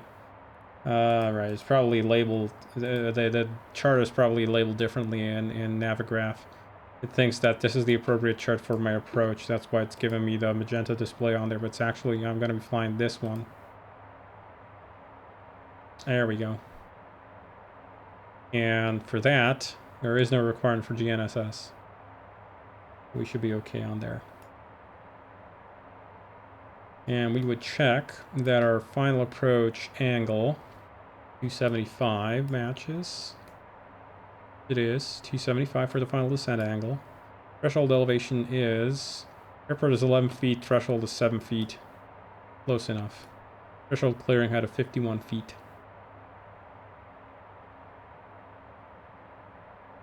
Other than that, it's pretty much all we got to check. Now, is there RAIM? Yes, there is. The airplane is capable of doing that. If you go to GNSS control, you have RMP RAIM, which is going to check for whether the satellites are going to be available at your location. And right now it says they are available, and it checks for ETA and ETA minus 15 and plus 15 minutes. So it basically checks 3 points or 2 points. I forgot which ones. We are able to specify a different ETA if we want, so we can even define a different set of satellites, different airport. If we didn't want to go to check our destination, we could check our alternate. So our alternate is planned for, let's see. Do we have data for the alternate arrival time? It would be in progress, wouldn't it? Index prog. Alternate. Time to go. It doesn't tell me when I'm going to get there, so I'm going to have to do a little bit of math, I guess. So time to go is 1 hour and 11 minutes, so that'll be 10:42. So LTAI and 10:42. So it's going to be available, GPS is going to be also available at our planned alternate time. So we can check a couple more times. So 1100, what about that? That's still good. But in general, if you just stick to your destination, it's already going to have been pre-computed for you. Now, there is a different check that you can do ahead of time before you even get to before you even take off. And this is a check that you have to do before you take off. Can't do it en route. Yeah, Mach 0.82 ain't happening at this temperature, is it? Okay, so we'll back off the speed there a little bit to Mach 80. VNAV setup, Mach 80. It's pushing as hard as it can, but level 390 with this temperature, it just can't get to 82. Anyway, let's see. Yeah, RAIM. So there's an FPLN RAIM. They call it flight plan predictive RAIM. That is a much more complicated test where it basically virtually flies itself from your estimated time of departure through the entire flight plan that you have coded in the box. But you have to do this test on the ground. If you try and do it in the air, it's going to basically tell you to get lost. It's a test that is not available in the air. And for that, you also have to put in an ETD value. Hang on, can I put in something different now? It shouldn't let me. Yeah, no entry allowed. So it actually stores the actual time of departure in our on our liftoff. And if we were on the ground, this would be ETD instead of ATD. And we could punch in a number or a time, and then from there it would it would do a check through the entire flight plan. And once we land, make a note of that. We can actually, I can show you how that works.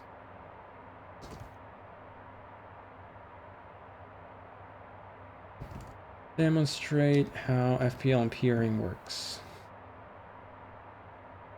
And what that, by the way, what that tests is all it does is it's looking for at the constellation of the satellites, and it's looking at whether they are sufficiently high above the horizon for us to have a very good chance of being able to receive them. It doesn't know about jamming, though, obviously. The system only has whatever it has available on board the aircraft to know or guess what's going to be happening when we get there. But it cannot know ahead of time, obviously, if there's going to be any trouble along the way. Top of descent is about 100 miles away. Let's have a look at the jammers. Jammers. There they are. See, receive 123 dB. It's coming up. It's getting higher. We're 180 miles away from this jammer. There's actually two of them that are overlapping each other, but they're at different transmit powers.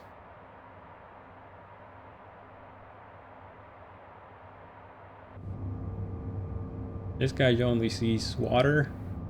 This guy still can see a little bit of turkey.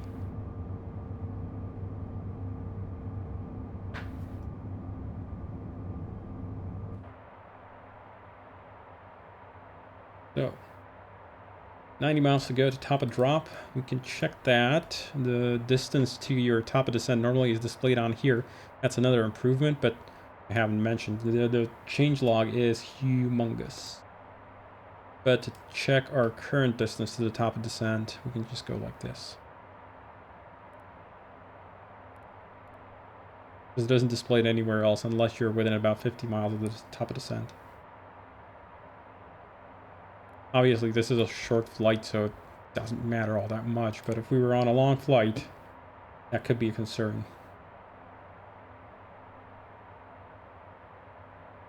Synthetic vision, blue on blue. Over the ocean. Or over the water. What are those guys back there doing? Are they serving champagne yet?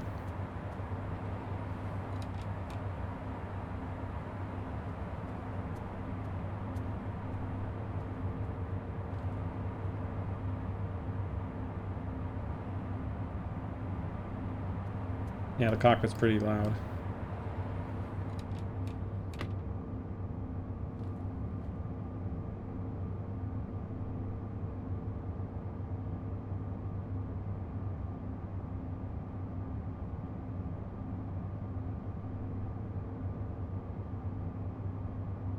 Nicosia, Larnaca. Yeah, so the data that's displayed on here is pulled from various databases. And it does give you the correct time of day at the destination, depending on, of course, the in-simulator time of day. So currently I'm flying like, was it 9 UTC? So this is corrected to the simulator in time. And the interior redo cabin. There won't be a redo of the cabin. There will be enhancements, yes, like the extractable tables. I know the real one can see the table change into a bed. Nah, that's the data that depends on the equipment or on the finishing, and these seats do not change into beds.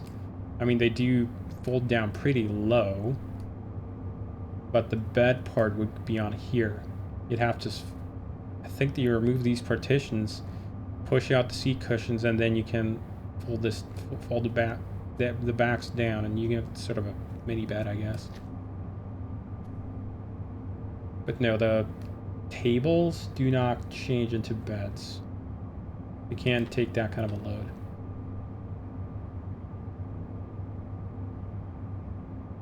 The back one, I suppose it could.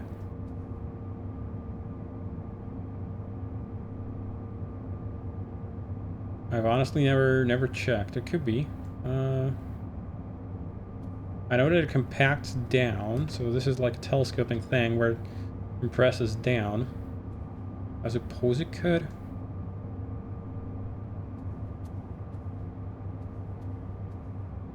Yeah, pull the top off or it lowers. The whole thing lowers on the telescoping arm here. I know that that happens.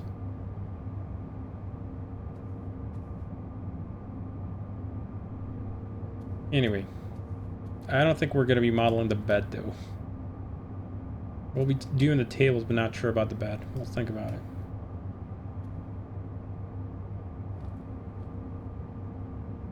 Globetrotter fit that makes it more suited for long hauls. Challenger, I suppose.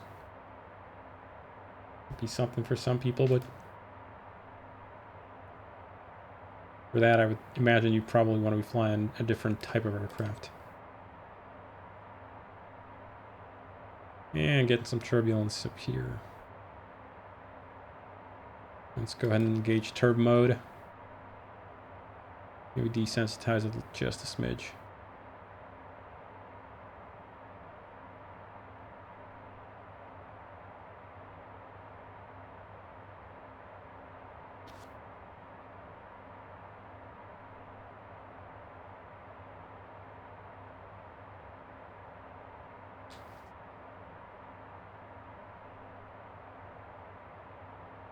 So 50 miles to top a drop. Let's go ahead and brief the approach.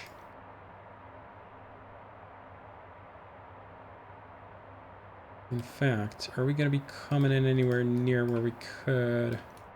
We check the approach here in plan mode.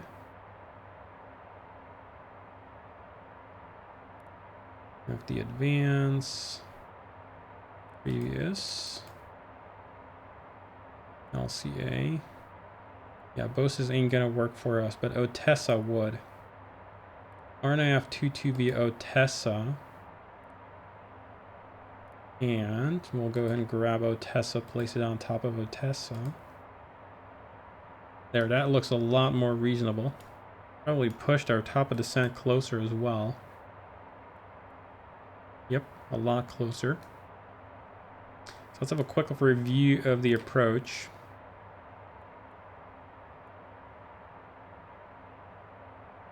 So Otessa 5000, and we got coded Otessa 5000 or above, then LK 526, 4000 or above, 525, 3000 or above, 50, hang on, 502, 525.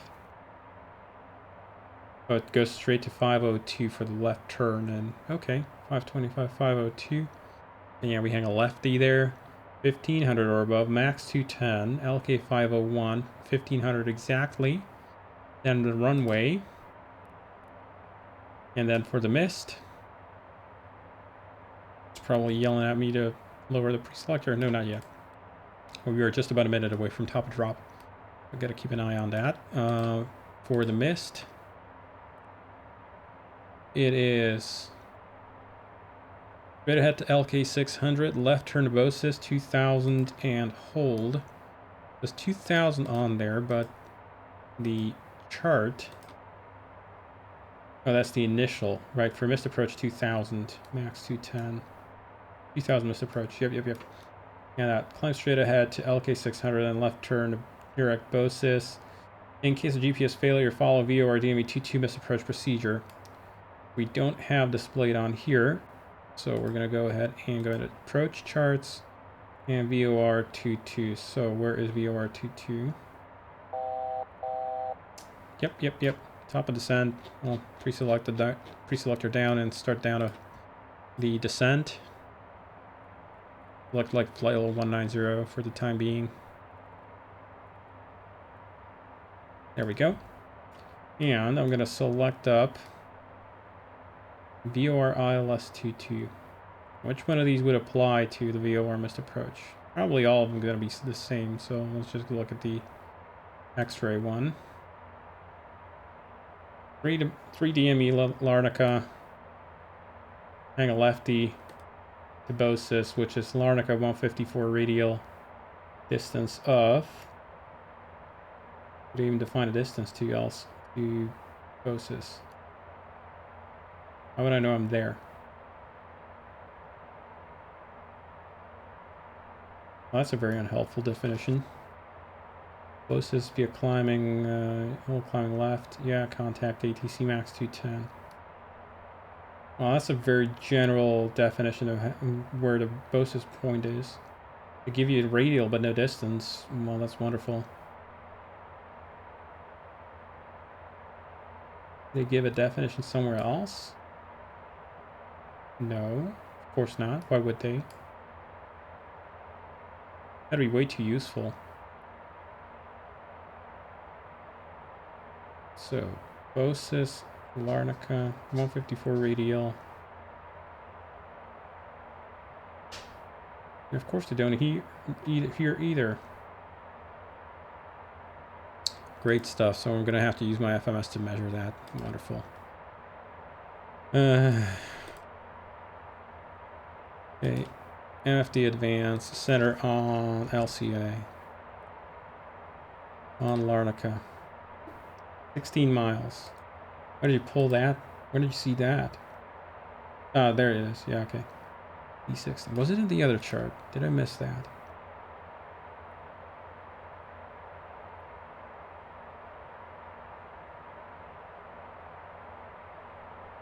Under the IAF. Yeah, okay. It wasn't, which is really helpful. Thanks for that. Anyway, so now we know. I'm going to keep the other chart on then. More useful. Although that one has a different missed approach, so to that end, what I'm going to do is I'm going to pull up one of the BOR DME on here, I suppose. Which also doesn't have a distance definition. Wonderful. But they do tell us 3 DME Larnaca, a left-hand direct, Bosis. Good stuff. So there's 300 knots transition on the speed there.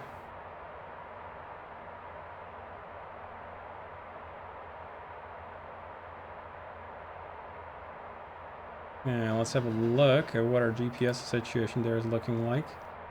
Yeah, it's starting to affect the GPS units pretty soon. In fact, I'm pretty sure they're already very unhappy.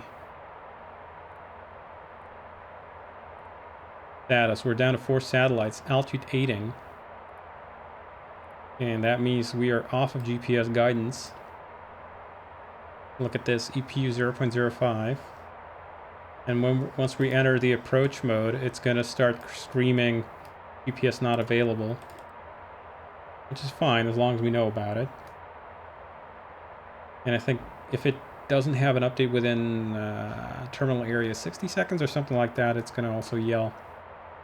For 5 minutes? One of those. So minimum descent here. Ah, there we go. SVS and up. And at this point you'd be thinking, okay, what the hell's going on? And if you have an SVS in op, typical first thing to check is check whether you have satellites available. And nope. GNSS has lost lock. GNSS number 2 has also lost the lock. So, watch this, EPU 0.14. We are now in Navigate updating. Which is fine. We go to progress here. You'll see it says now DME IRS instead of GPS DME IRS. EPU radio for R. Estimated position uncertainty 0.15 nautical miles. Which is still sufficient for flight. For the approach anyway. Now that can change. You do have to keep that in mind, but we have a check on our arrival data. Final approach, so the required navigational performance for RNP between the final approach and the missed approach point is 0.3. Okay, we can meet that.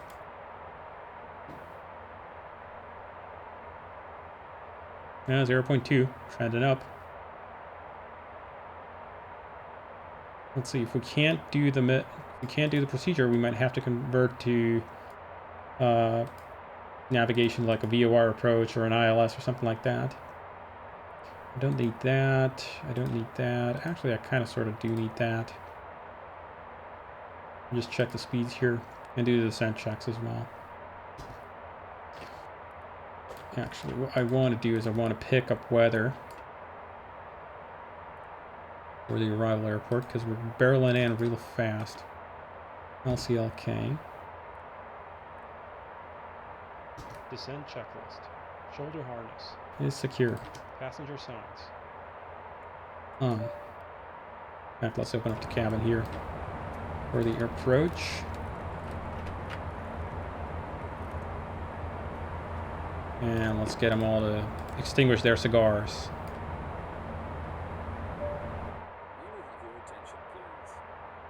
Pressurization. Pressurization is sea level. Fuel It's quantity checked. and balance. Fuel quantity is 3,690. And balance is good. And we need, at the airport, we're going to be expecting 3.1. And predicted landing fuel is 3.3, so we're good on the fuel quantity as well. FMS landing data charts. Okay, so FMS is loaded up. Landing data we need to punch in. We'll bring up the approach, and I'll bring up this guy. Review the weather. Winds is variable 1, so we'll go tailwind of 1. 22 temps. 1002, low pressure. No sig. Weight-wise, we're going to be 31 flat on landing. And I'm happy with the speeds. They do make sense. We have plenty of runway. There's another one that's going to catch a lot of people out. That's going to be the runway condition stuff. Because watch what happens. I've got an ALD computed. As soon as I switch this over to wet. Perf out of range. Question mark. And no matter what you do, you're never going to be able to get an ALD out of wet runway performance. You have to switch it over to factor distance LFL. And then you're going to get this kind of a message, which says that the data is coming out of the AFM supplement. And now if you go to slush, now you're going to get perf out of range because it doesn't have factor distances for slush and contaminated runways. It only has actual landing distance, so you have to go back to ALD for that, and it's still supplemental data. And for anything except dry, you're going to get that supplemental data message. Can't get rid of it. That was some piece of design right there by somebody, but that's the way the real thing it does it, so we ain't got no choice. Send that off. Okay, there we go. GNS is not available. It's now in terminal guidance mode, so it's already a little bit unhappy about that. That message is acknowledged. Understood. And carry on with the checklist. Approach briefing. It's completed. BNAV transition flight level. Is, let's see, do they give us a transition? I think they only have a transition altitude here. So we're going to roll in the pre-selector already to 1002 and swap over, and that'll be taking care of that. Descent checklist complete. In range checklist next.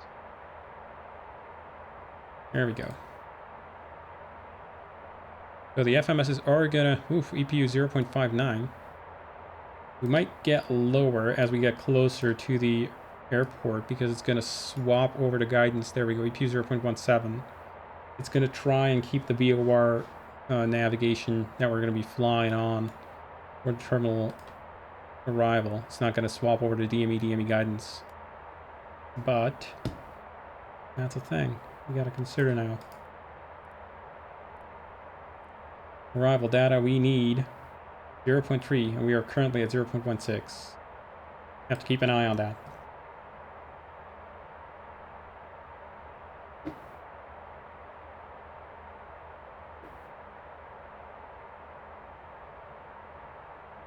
And I've got LCA displayed on here, so that's all good.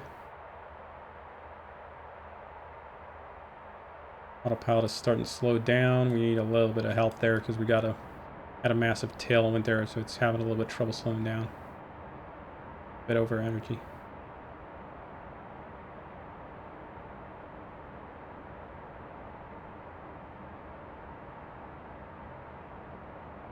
Let me just check the landing field elevation so I'm not completely wrong there. And Larnaca is 11 feet, yeah, sea level. Wonderful. And yeah, we are now very well within the area of influence of that jammer here. And again, they're kind of sort of randomly placed. They're not always in the same spot. They're not always active, so you keep that in mind. Be prepared for anything, as they say. Lights on. Here comes a left turn to the airport. Now, bearing in mind, just because you see it on the nav map here doesn't mean it's truth outside. The FMS here does actual proper navigation, so it does not know where you really are. That could be very off. Let's have a compare. It's pretty close to the airplane. It's not, as you can see, it's no longer over the airplane, but the DME, and VOR DME solutions are fairly good here, so it's got a lot of, it's very, very close. But the faith it has are these dashed lines on here. Those are the faith that it has in the solution. Continue our descent down to 5,000. In fact, I think we can go down to 4,000. Yes, we are past Otessa, so 4,000. Across the land is going to be interesting. Yep, does happen there as well.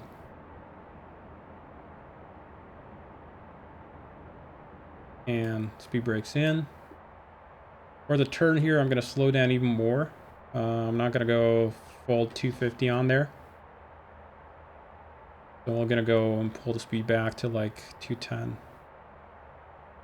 I'm going to take it a little bit more slowly.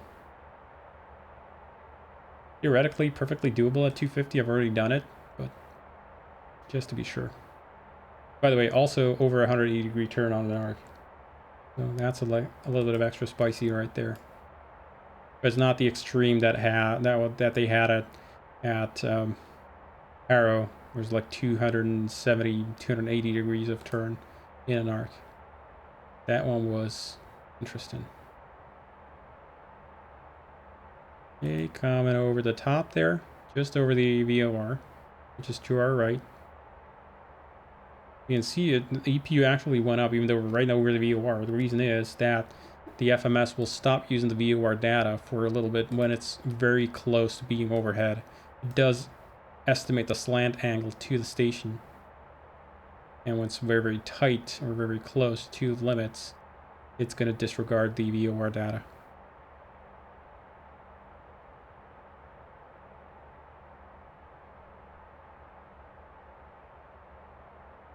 Okay, VPath, let's go ahead and arm approach mode. Approach LNAV, RNP arm, no complaints from the FMS. We can meet our, units are not available, that is understood, but we are within our rights to use this approach. As long as our RNP does not exceed 0.3, we are okay to use it. Oh, come on, we're not quite that close to sequencing. Don't be crazy. 501 is our limited constraint right now. 1,400 feet per minute down, and that's what we're doing. Stay on profile.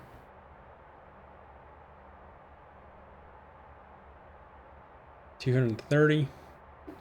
Our next minimum is 3,000. We could go all the way down to 1,500 to be honest, because that is our final approach fix. There we go. Arc is starting. And even though we don't have synthetic vision, we still do, of course, have our heads-up display. That is okay. That is perfectly safe to use. In range checklist. APU. Started. Altimeters. 3 set, cross-checked. Avionics. Is set. External lights. On. N1 target. And one target is going to be set. Set. And he's going to wait for the APU to become available.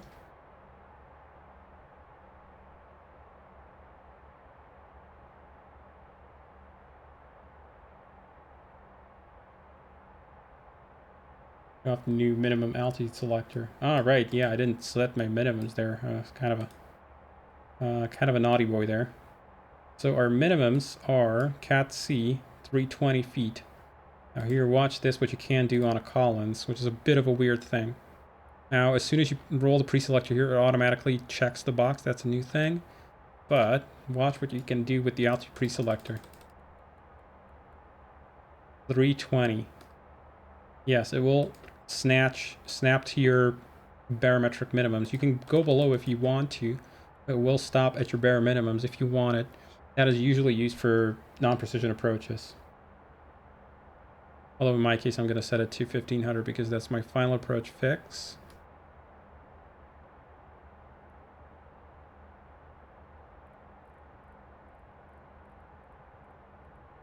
Now we are still in VPath mode, so it will comply with any additional constraints if there were any.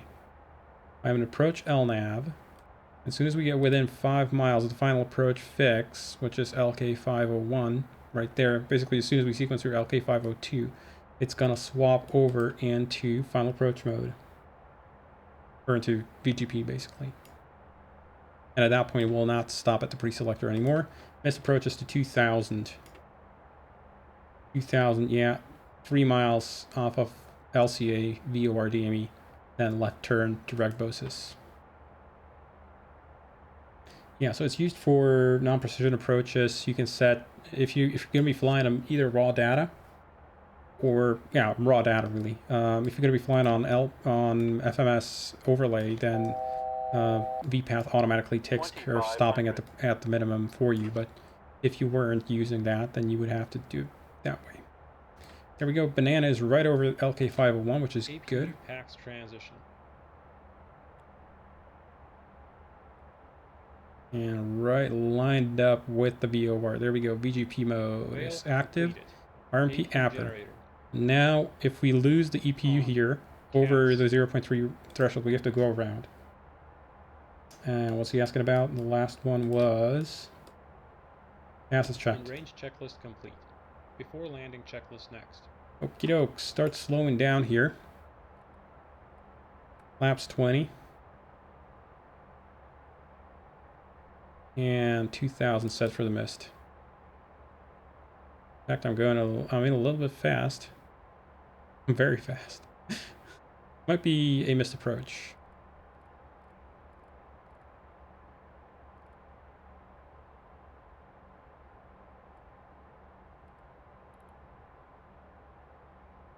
Let's see, do I have my approach set?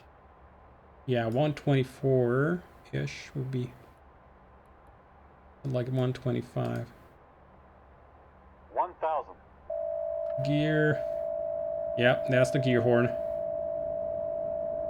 Toto is sleeping at the wheel a little bit. Flaps 30.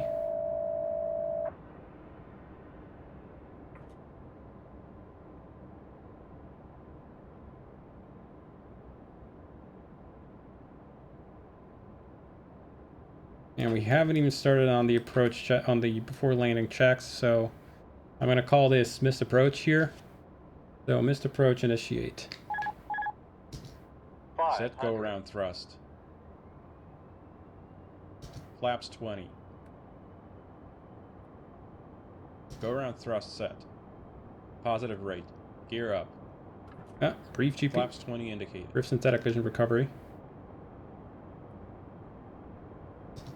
Set FMS nav. Set FLC 200 knots. Gear up indicated. Go ahead and capture 2000 here. Ready for immediate return checklist. Enough on the speed there. And blew right through the altitude. There we go. Challenger's a handful in the missed approach. Always is. Okay. Give me the autopilot. Give me auto throttle. 200 knots is good. We're supposed to be using the 3 mile, the missed approach for the VOR, which is okay. We got it displayed right there. 3 miles, we're going to be turning left direct BOSIS.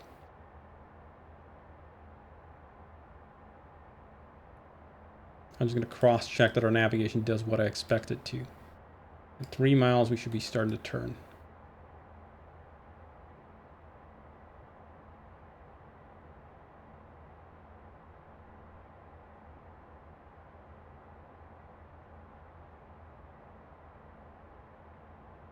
And 2.9, 3 miles turn. Perfect.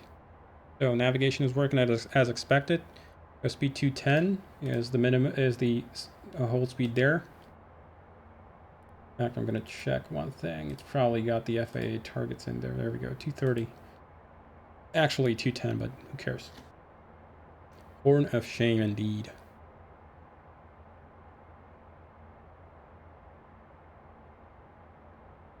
But yeah, synthetic vision is not available here, so I'm going to disable it so it doesn't bother me, so in case it does come back up. What you could also do is, if you don't want to have any chance of, if there's any kind of miscalculation of the GPS, you know you're being jammed, you go ahead and inhibit all the GPSs here. Yes, GPS not available. That is understood. I did that on purpose. Thanks. GPS GNSS disabled. Yes, and also on here. GNSS not available. Now it turns from magenta, from amber into white to tell you that it's not that big of a problem. It's still a bit of a problem, but not the catastrophe that was before. Okie doke. And we just stay on here. Wait for BOSIS. BOSIS is supposed to be, was it 154 on the radial? It's 154 radial distance of 16 miles for the hold. So that is what we're going to be doing. We'll check that. We get it on 154 on the tail here. That's going to be BOSIS. And then the airplane's going to go into a hold.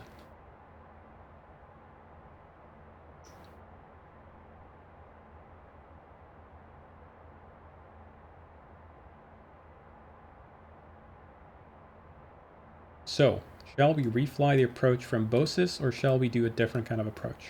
What do you guys think? Vote in chat. What runway thing? Yeah, that's another one. Yeah, that is also a gotcha. So, look at all the approaches we have available. We got an ILS, RMP to an ILS. Well, that's a fascinating one. Although, is that one GPS required? Yes, it is. So, if I try to execute that approach, it would probably yell at me. Different approach. We could get vectored onto an ILS in reality. But we could also do the VOR overlay. So let's have a look. Does one of the VORs begin at BOSIS? Indeed one does. The ARCI one. Let's do that. That'll be fun. So I'll let it enter the hold over BOSIS so we can actually get a proper guidance outbound. By the way, when you see these kinds of lines coming in, you want to be coming in pretty much along the line inbound to get the turn correct. Otherwise, there's a decent chance that the FMS is going to do something you didn't expect if your planning isn't correct with that. Normally, most of the arrivals on here, I would wager, are probably going to get you on there correctly. So let's say, I don't know, let's have a look at one. Yeah, so most of these arrivals are going to get you on there correctly in the first place. But if they didn't, you'd have to make sure you've got the correct procedure loaded in and stuff. Not that one, that one. Good. Just about to enter the hold here. There we go, 154 on the radial, just about perfectly as we're crossing over BOSIS here. And distance of 16 miles. That checks with the navigational solution. Perfect. Hold is starting, so it's doing a teardrop entry. And a landing horn. Yes, that's how you know you've done it right. So it is the VOR DME Yankee 22 from BOSIS. VOR DME Zulu Sierra X-Ray Yankee 22 from BOSIS. Minimums at BOSIS are 4,000. Minimum hold for 4,000, 2,000 for the missed approach. So to get the minimum coded correct, or to get within the approach parameter, we'd have to climb. Let's do that. Get it 4,000. Vertical speed, no need to go crazy on the climb rate here. 1,500 feet per minute is enough. And let's execute that. And once we're back inbound, I'm going to do this. No, I'm not going to do that because that would compress the. That would compress our. Get rid of that 4,000 constraint. I could manually transfer it over if I wanted to, but you get the idea.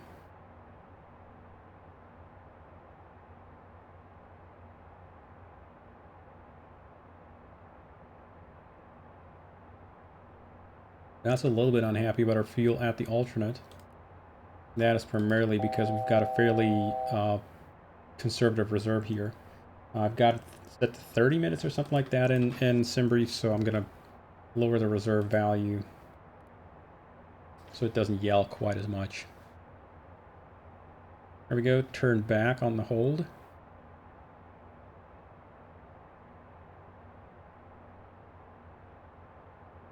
Why is it so lethargic with the steering there, buddy?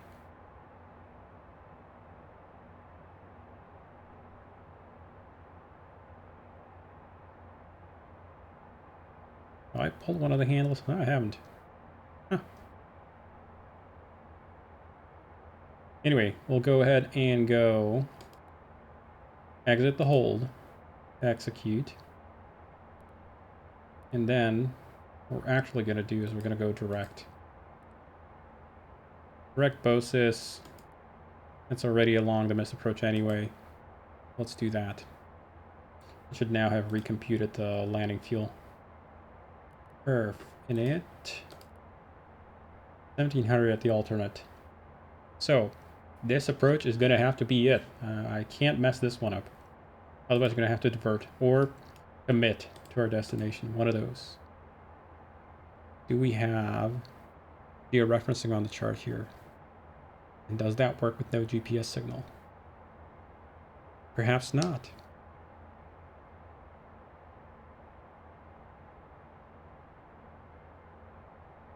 And yeah, we are still very much jammed. Pretty sure if I go on here on the inactive FMS, if I enable the GPS receivers.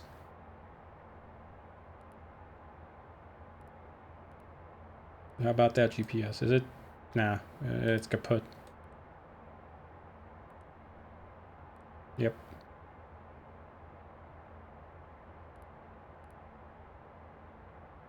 That guy is definitely not worky. 310 on the speed. Well, let's go a little bit faster.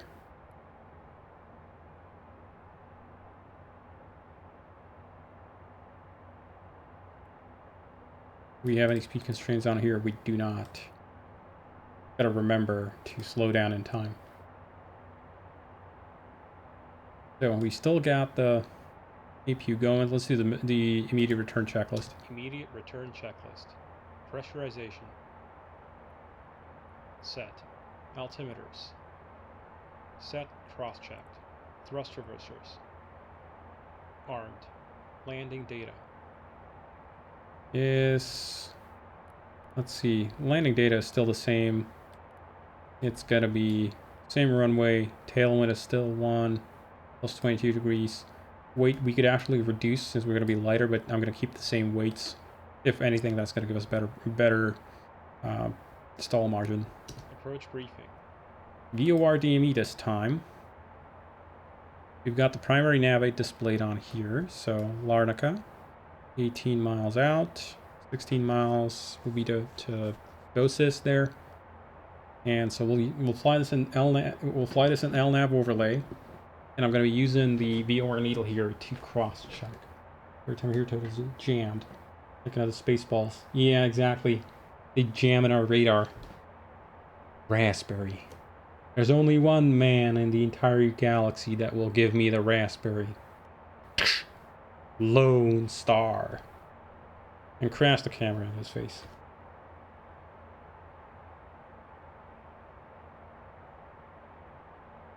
Good stuff. So DK50154.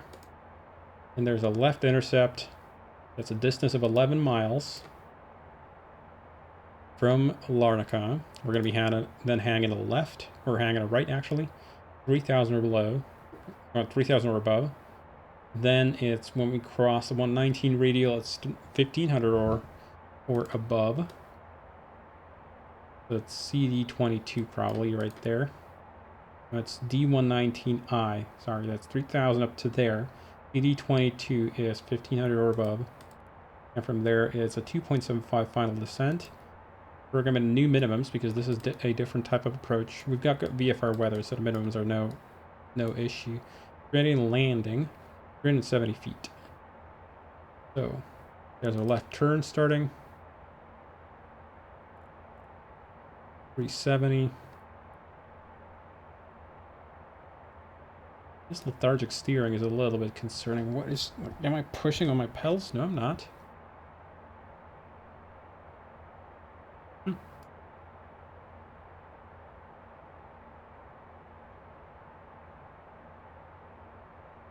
Okay, 3,000 or above.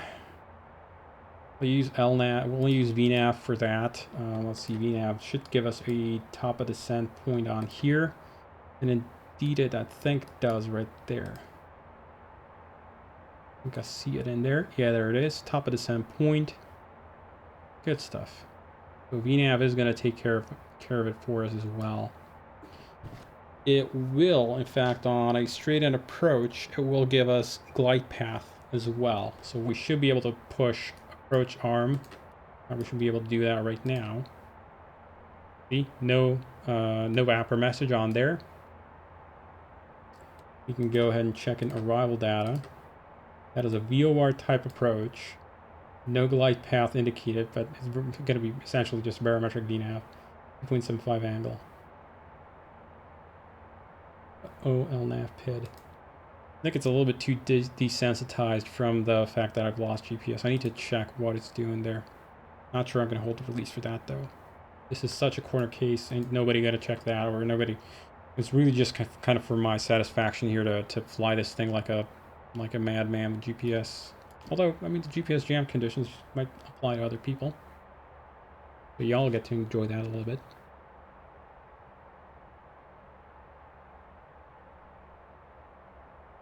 We're still good on the EPU, so no big deal. Going down to 200 just to get us all set up for the speed stuff. As we get closer to the intercept here, I'm going to set flaps 20, speed 180, get it all set up for the descent down and everything. I don't want another overshoot. That'll be dumb. Okay, we got the lights going.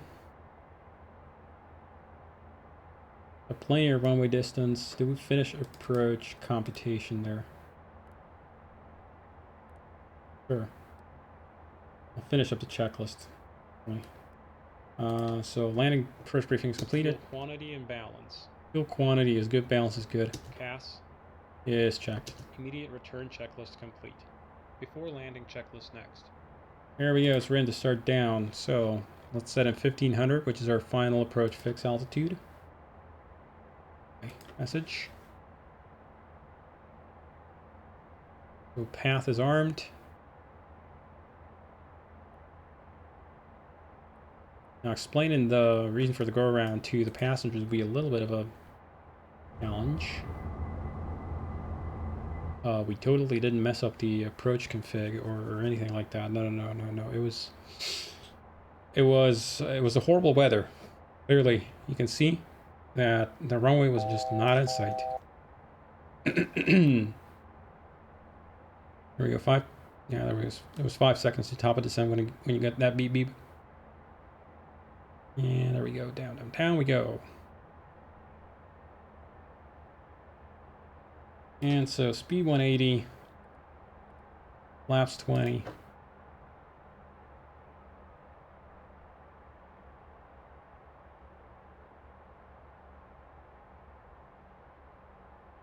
Next is the before landing check, so that'll be our next item on the bucket list. I'm going to start the final decel when we cross the final approach fix here at FD22.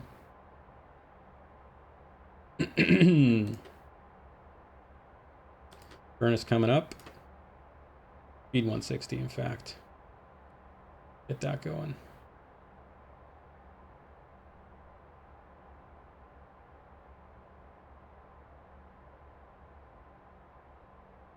There's our left turn.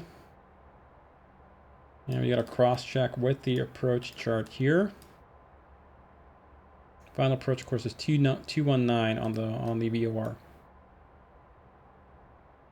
Checks with the desired track, so we'll just check that the blue needle and magenta needle line up within reason. VORs do have a little bit of a margin for error, so you don't need to be necessarily directly on the thing, but fairly close. There we go, glide path mode. Coming up to 500. there we go. So set mist, which is 2000. 2500 gear down.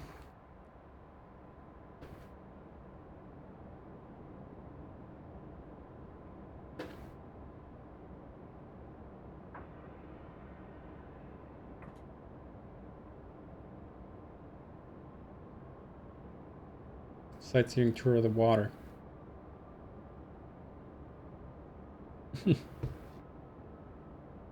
Vinny, you'd be surprised. But not really, no. Anyway, getting close to the final sequence point.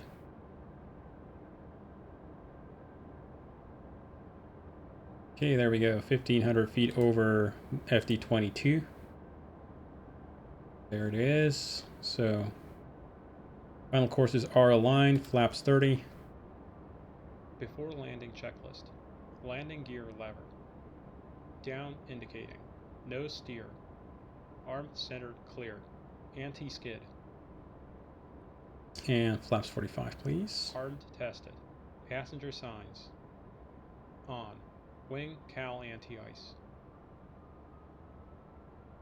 Is not required. Continuous ignition. Or switch it on. On. Thrust reversers. Armed. Spoilers. Stowed auto. Flaps. 1000. Set. CAS. Is checked. Before landing checklist complete. And check that After offset. landing checklist next. That's navigational error right there. That is the problem.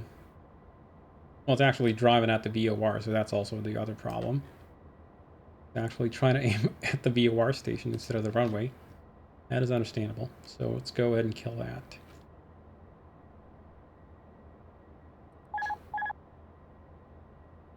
But yeah, swinging this over from 370 feet. Oof, that'll be kind of a sporting approach. Flight director's coming out. Don't need you.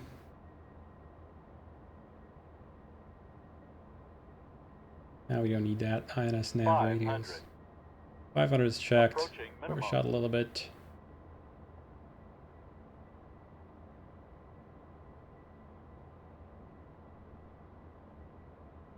Get back on the Minimum. path.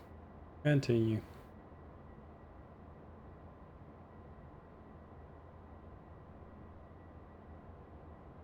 So shall we butter it on or just smash it in? What do you guys think? 2 whites, 2 reds is what I'm seeing there. Good. Speed is about right, perfect. AOA is perfect. 100. 50. 40. 30. 20. 10. That was a little bit too harsh.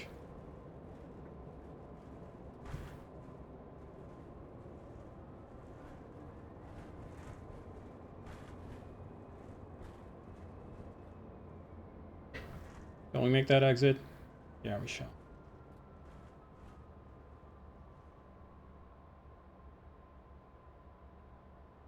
Here we go. Cancel this sync message. Good stuff. Okay, 3-wire. That was more like a... Ah, come on, it wasn't that hard. Yay, where does GA park here? I have to look at the V charts there. Oh, we have a look at the landing though. The replay. Yeah, how about that? Let's have a look. See here. A little bit too far back. That's too far forward. There we go. Gotta be loud, folks. Cover your ears.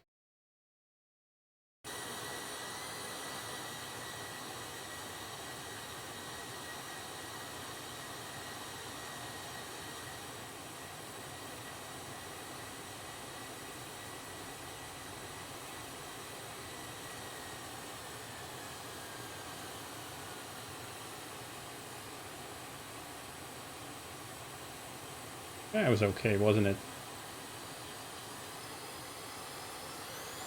What do you people think? Did this qualify as a plunker, or was it okay?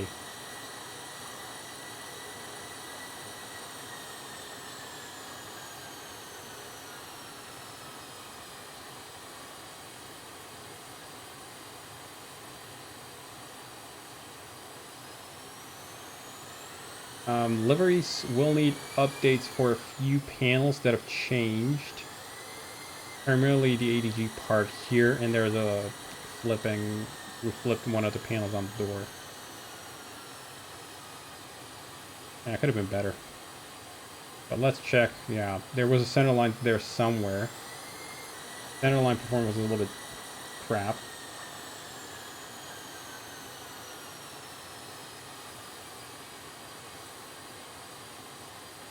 Goran, stand by for the cockpit object. I'm gonna get in touch on that. I'd rather we didn't roll that into the current update.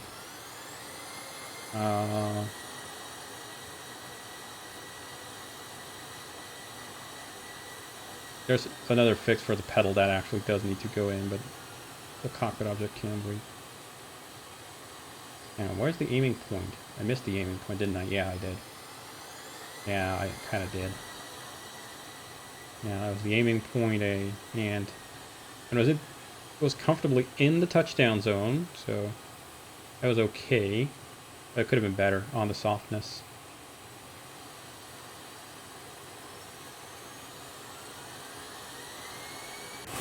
Okay, so with that out of the way, go ahead and stow the speed brakes, and you always want to know what that says, so let's have a look. 0.213. Okay, not great. Brakes off after landing check. After landing checklist. I also Landing want to pulse check recog lights. on Off. here. Anti-collision lights. Off. Report Continuous ignition. chart, and let's have a look Off. at Windshield heat. apron A. Off. Probes. That is definitely very terminally looking. Off. As in passenger Wing terminal. anti-ice. Off. Cow anti-ice. That looks general aviation-like. Okay, so we're going to the B parking part. Or number 2 apron. Generally, out there. I already said it there. Good stuff. Okay, what's he asking about? He's asking about cowl. I don't know. Spoilers. So brakes are Stowed. Flaps. off. 0. ATC TCAS. Alt on. Radar mode. Standby. After landing. And we're gonna have to call Jenny to get Engine shutdown checklist. the van ready, get the passengers organized and stuff. Hot Start Flight Support, Jenny speaking. How can we help? And get that van ready. Understood. We'll have that ready for you. Anything else? And that'll be all, thank you. Always a pleasure. Take care. Okay, so it's a right turn here. And we'll pack up the jet and go home for the day.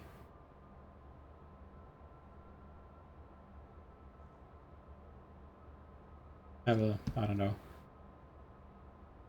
If you drink, you might have a drink. If you don't, then don't. Still on Larnaca here. Not that chart. That chart. Wonderful.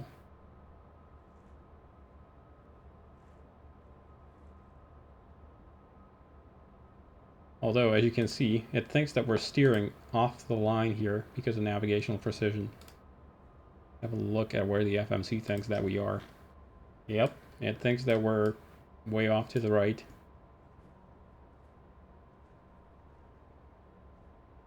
Well, way off. It's not all that far off, to be honest. Off to the beach after the Terminator.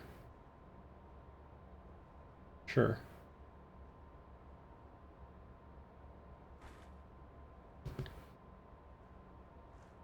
Animation. Yeah, the toe brake is the thing that we'll have to fix before release, but it's no big deal.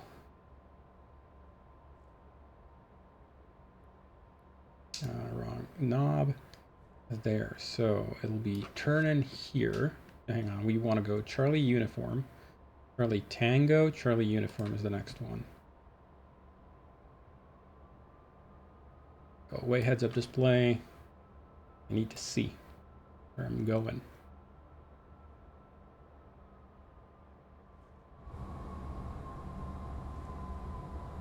Bottle throttle 8 or 12 hours. I don't know. I do not drink myself, so you tell me. The Charlie uniform. We're not a big jet, so we're not gonna sit on one of these big ramps. We're gonna go to one of these ones. I don't know.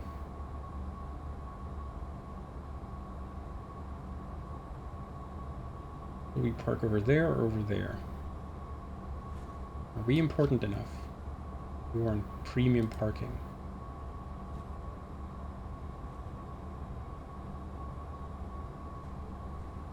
$63. I go to Gulf. The Gulf gates. $64.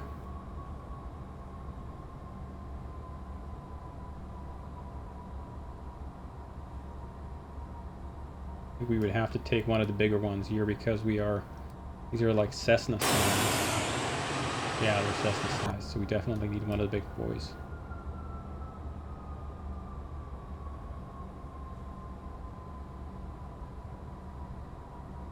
Let's hang a turnover so we don't have to like be pushed back or anything like that.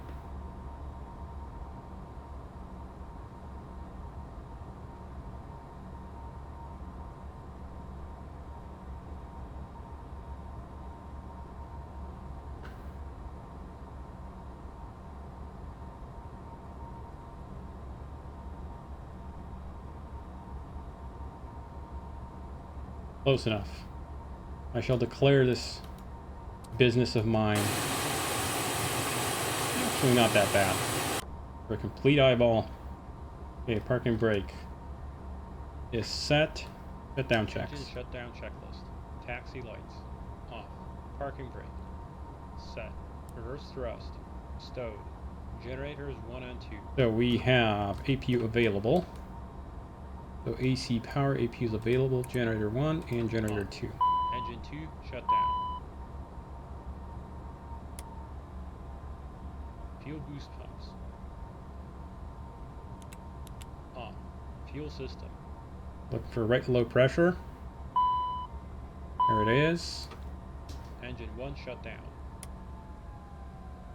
Check ITT below 350 degrees Celsius. Is checked. Anti-ice. Off. 14th stage. Off. Beacon. Off. No steer. Off. ATC TCAS. Parking brake if chocked. And we'll go ahead and ask for chocks in. Or rather, I'll put the chocks in myself. Passenger signs. Off. Cabin differential. 0 PSI.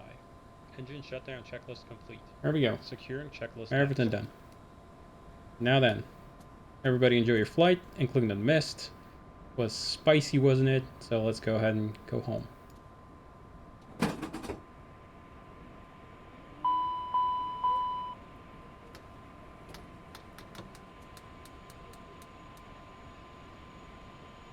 Our ride is here.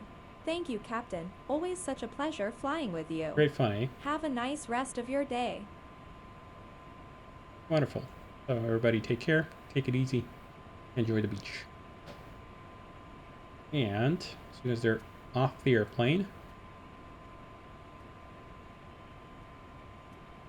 alrighty, we'll go ahead and actually we'll check inside. Nobody forgot any belongings.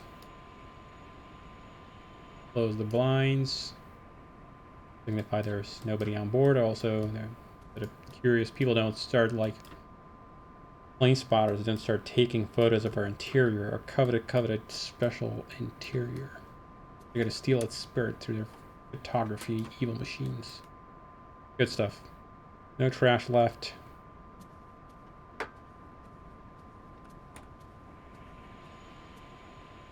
Lights are out. And we'll switch off the DC utilities. And everything else, we'll go ahead and do the post-flight walk around.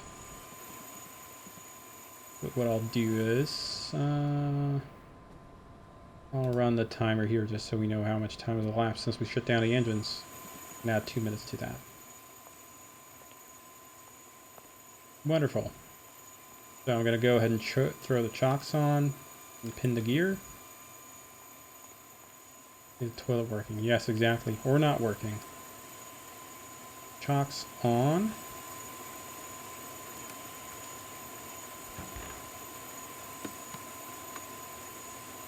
Alrighty, and now we got 3 pins in here. Gear, door, ADG.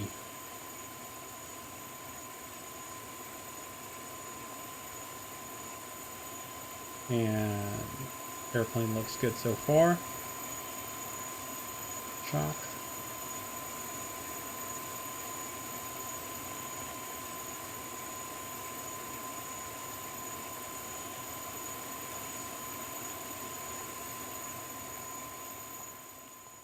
Good stuff, good stuff.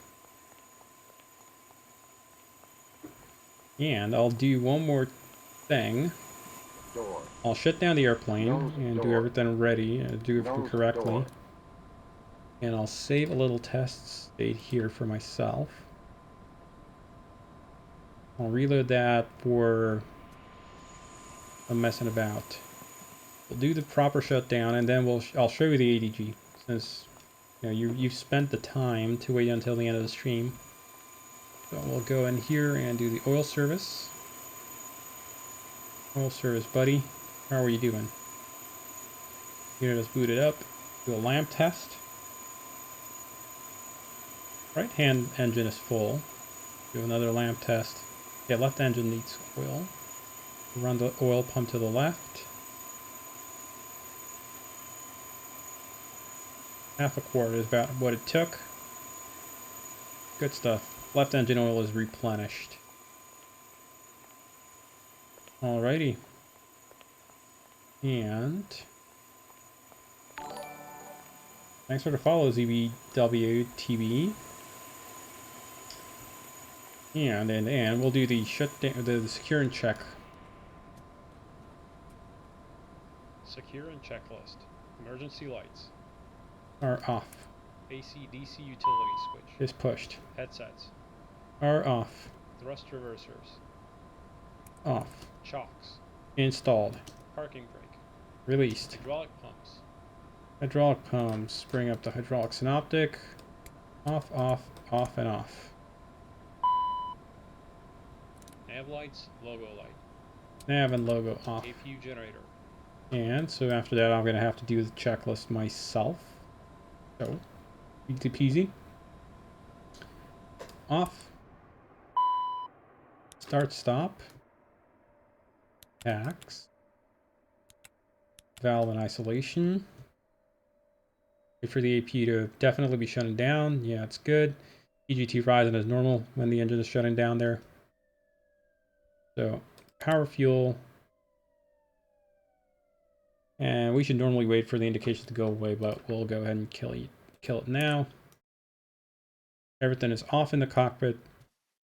You'd have to fill out paperwork and stuff, but let's go ahead and pull the door up.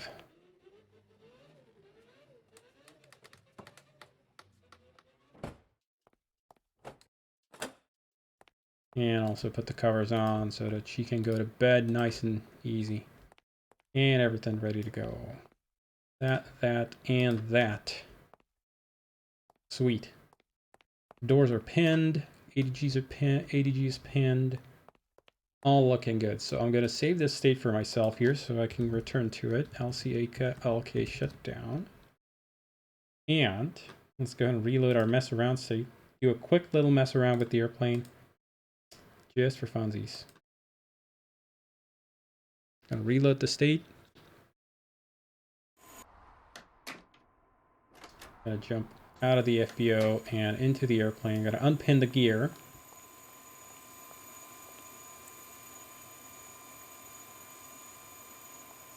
Unpin this landing gear.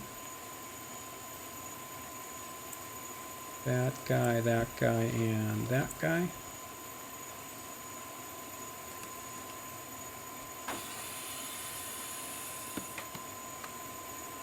Good. Now let's go mess about.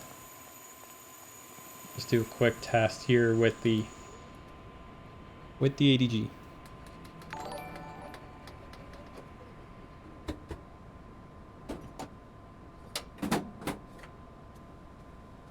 I'm just going to give myself a little bit more fuel because we're kind of low. I normally refuel it. But for the time being, I'm just going to, you know what, I'm going to do it correctly, the quick way that you would normally do as well. Halt the refuel truck. Power up this guy. And just start the pump on the refuel truck myself. And it doesn't matter how much we put in, just as long as we put in, about enough. For a quick little mess about session.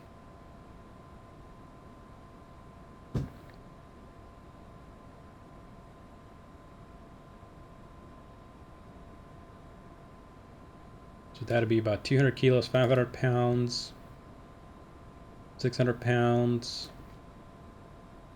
Sorry, my airplane's set in pounds, so I have to like count in pounds. There's about 800 pounds, give or take. Well, now it's actually more like 800 pounds.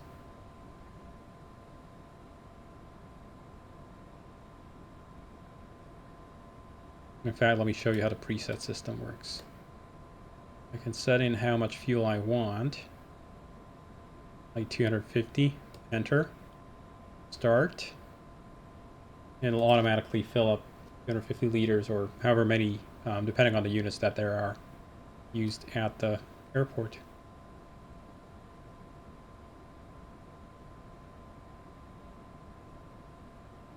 And as I get close to 250, it'll slow down the pump on the truck, and eventually it'll stop, sort of stick the landing. There, it slow down.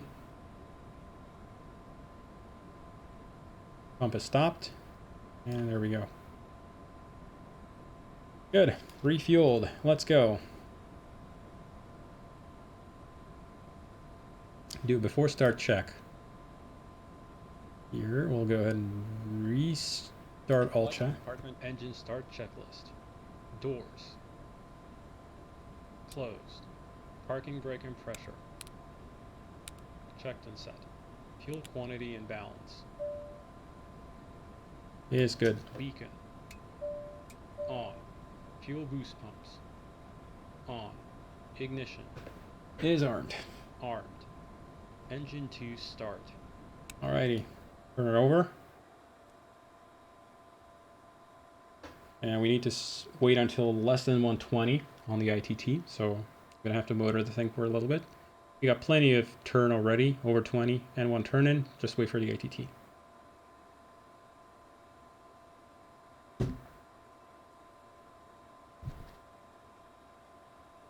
Oil pressure is just about getting above the critical 25 psi. When the oil is this hot, it's a little bit difficult for it to get. There we go. It's a little bit difficult for it to get enough oil pressure up because of the fact that it's very viscous, and that is simulated. Actually, it's the reverse. It's very, very low viscosity when the oil is hot, so the oil pressure is going to come up very slowly. Fuel system. It's not required for check for the second flight of the day. Engine 1 start. Okay. Restart the timer. 90-second duty limit on the timer there, on the starter.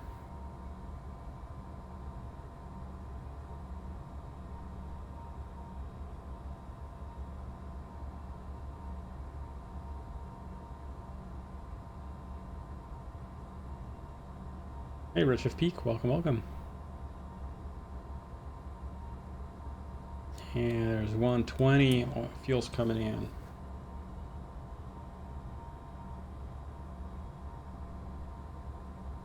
Notice you didn't get the hum this time on startup. That's normal.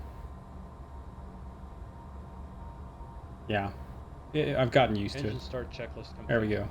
Start is After stable. Checklist next. After start checklist. Okay, so gens 1 and 2. On, checked AC and DC. Ignition. Disarmed. Packs. On. 14th stage. Open. Flight controls. Okay, flight control check. Always do the flight control check. That's a mandatory check for every flight. If you don't have flight controls working, you're gonna be very dead. Ground spoilers. First flight of the day, first flight of the day, first flight of the day is checked. Trims. Are 5.400 is good. No steer. Armed. APR. APR test is done for every takeoff. So 1 complete, 2 complete. ADG unit. That one's very important. Light goes out. ADG self deploy. Not required. Not required. Not required. Not required. ATS. N1 TO. ATC TCAS. There we go. TARA. After start checklist complete. Taxi checklist next. So let's go to perf. Takeoff. Runway 27. No, we're gonna. Not at LGSM. We're at LCLK to LCLK. So I got a runway in there. Takeoff. Runway 22. No, back. Runway there. Tailwind of 1.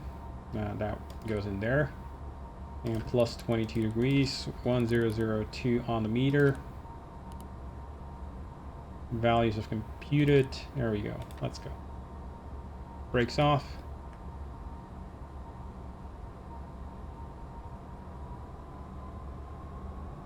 I have the chocks already in. Oh yeah. I forgot I already had put the chocks in.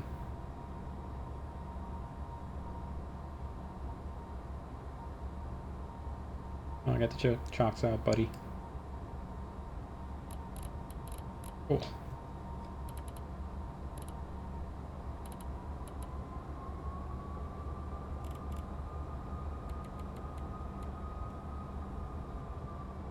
Let's just go for a quick round of block. Session.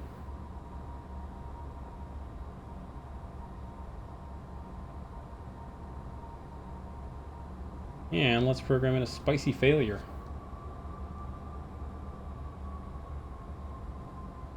Gotta go to 24 electrical and we'll say that we've got a generator 1 failure at V1. And generator 2 is going to fail at 2,000 feet.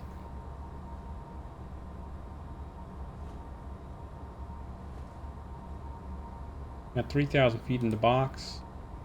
You know what? We'll set it lower, 1,000 feet. We'll go to 2,000 feet for the climb.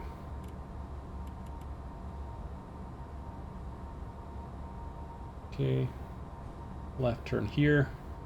Go a little bit fast. Taxi checklist. Taxi lights.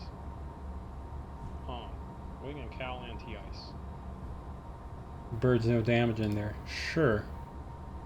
Not required. Brakes and steering. Environment and a non-damaging bird strike. At V1, sure. So what's he asking about brakes and steering? Have been checked. If taxi flaps. 20. Altimeters. Set and cross-check. Radar weather. On. Takeoff briefing. It's reviewed. Just going to be doing a little once around the block. Checklist next. So it's going to be just a visual pattern.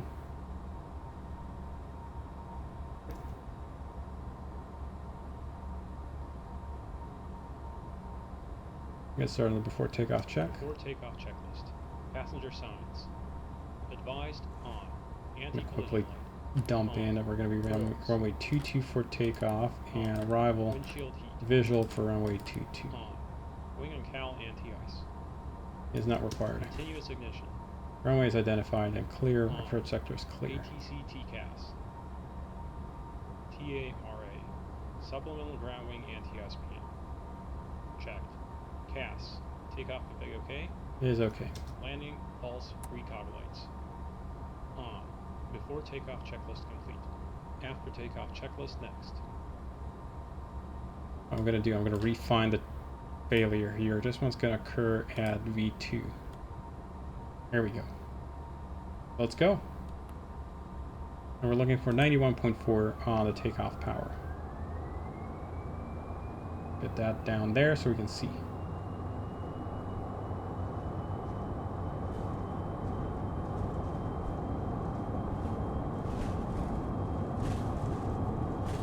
Well, come on, steer. There's V1. Rotate. Hang on, come on. That was me not setting my power throttles correctly. Throttle levers. Okay, positive rate, gear up.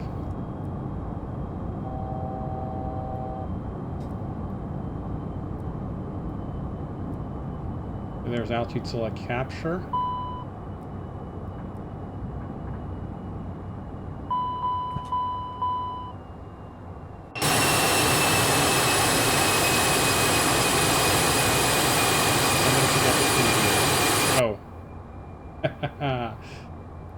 Anybody notice what happened? Why I didn't deploy the ADG?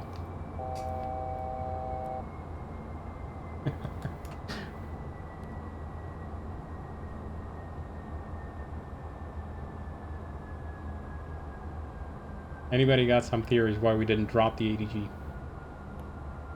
Yeah, EPU took over. God damn it. Yeah. Well.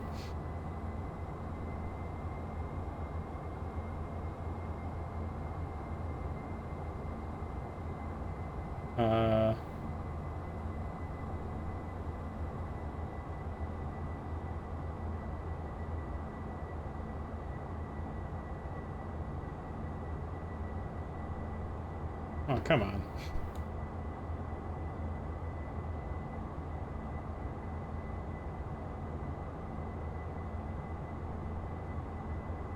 Yeah, the AP gen. You know what? Where's the AP generator? Bye-bye.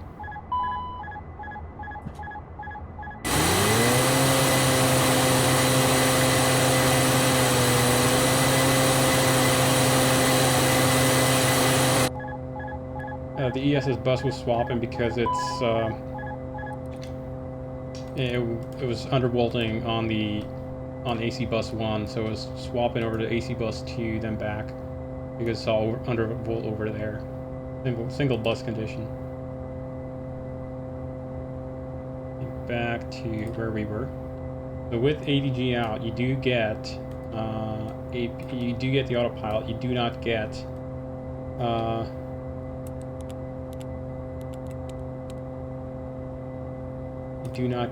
the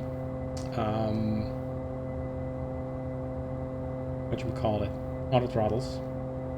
We are in manual thrust. And a left turn here. Back to the runway.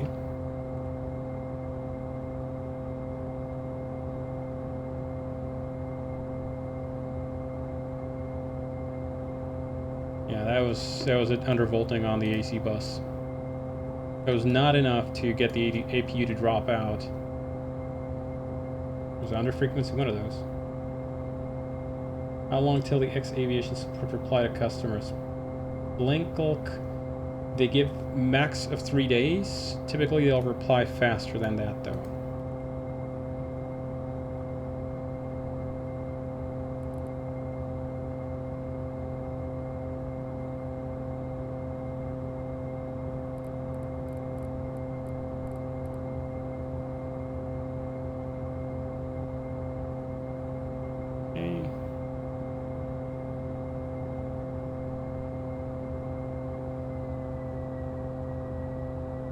And now we got that droning sound.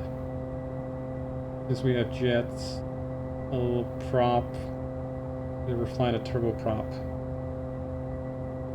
I suppose. There's one way to look at it.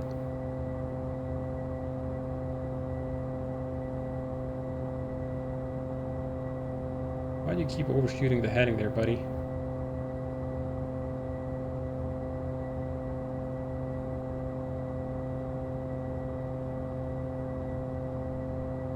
Another thing to check.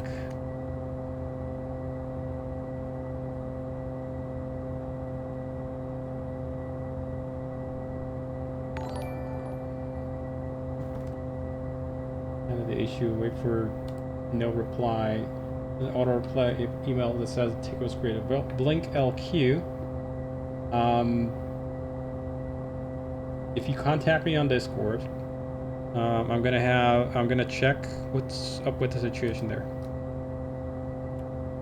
I don't do X-Avian support myself, but I can ask them to check what the condition of that ticket is. There, typically they respond a lot faster than that. 220 on the heading. So what I want is a 390 intercept. Or is it less than that? That's the other one. Yeah, it's 220 less 90. That'll be 130. Yeah, which one? Let's rethink this. Cancel. Correct. Yeah. It's 220 to the runway. So to the right would be more than that. It'll be 29. Yeah. 290 on the intercept course. So now it's 2.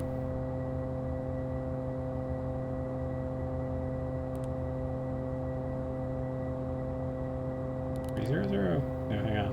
No, it's plus 90, so it's 310. There we go. Now it's looking sensible. And therefore, we also have LNAV available. In fact, we even have descent mode available. Well, LPV anyway. What'd you call it? LPV-VNAV. And yeah, little door, hanging out in the bathroom.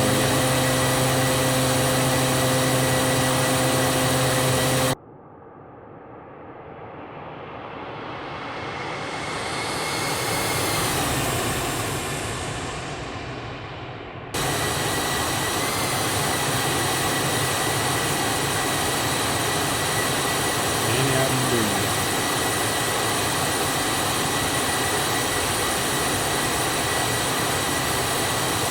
And there's no way to stow it in flight.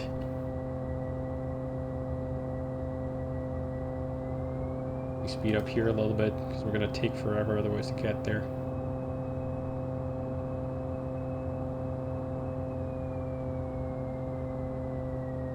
Although, what I could do is I can shorten up the arrival here. A visual 2-2 with 3-mile final.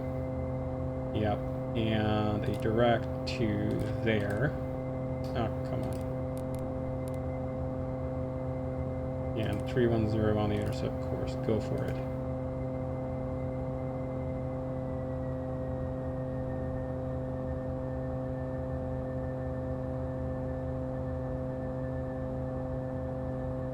Oh, I know why it's so lethargic. I was still in turbulence mode. That is why.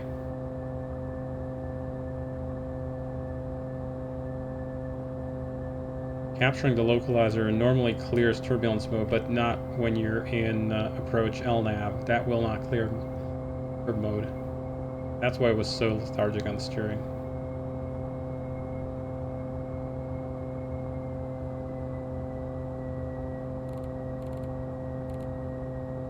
Set it down to...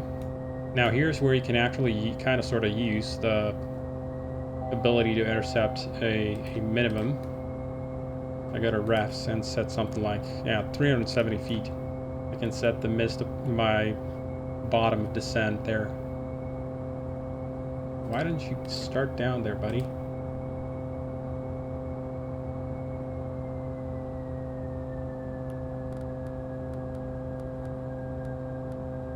I'm gonna have to have a conversation about that.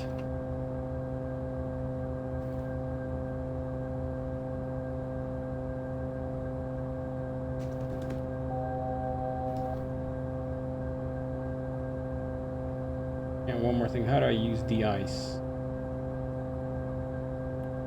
You call the truck.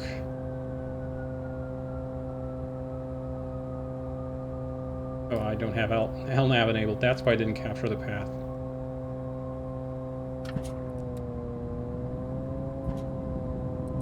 Okay. Autopilot out. Flight director out. And hear how the poor ADG is straining under the load. In fact, if I go ahead and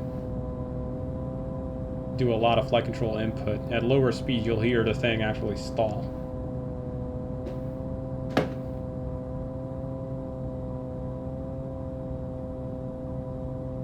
Whatever, we have emergency. But yeah, if you're doing a lot of inputs on a windy approach,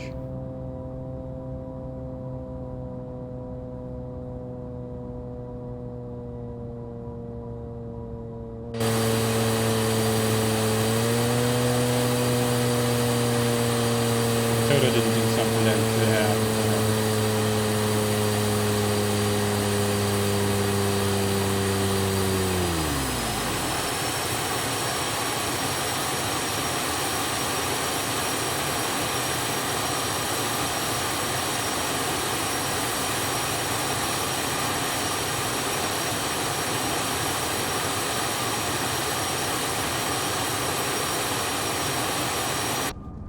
Yeah, I forgot to correctly configure the emergency power here.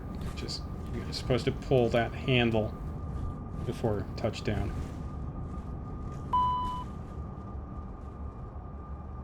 And now we don't have steering because that isn't powered.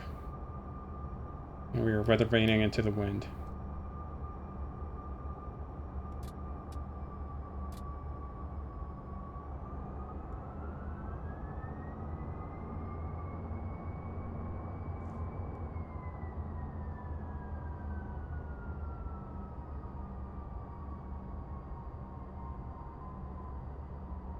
And steering on just differential braking, it's not really nice.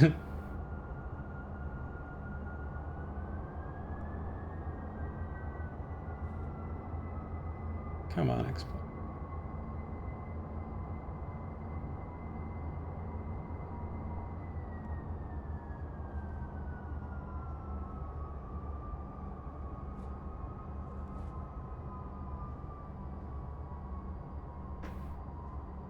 Oh, my brake isn't working, that's why. Joystick is... There it is. Ah, much better.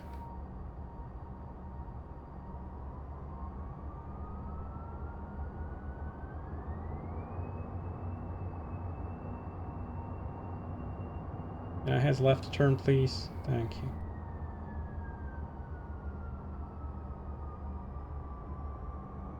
Ever consider make a tray table? Make a tray table for where?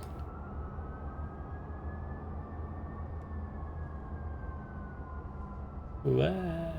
Okay. Well, enough messing about.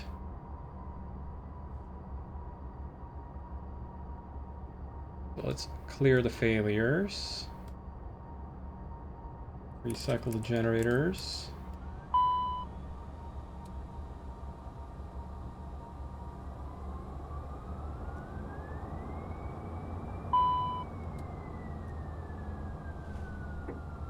There we go. In the cabin. Eventually we will. Anyway. Enough messing about. Time to wrap up the stream here.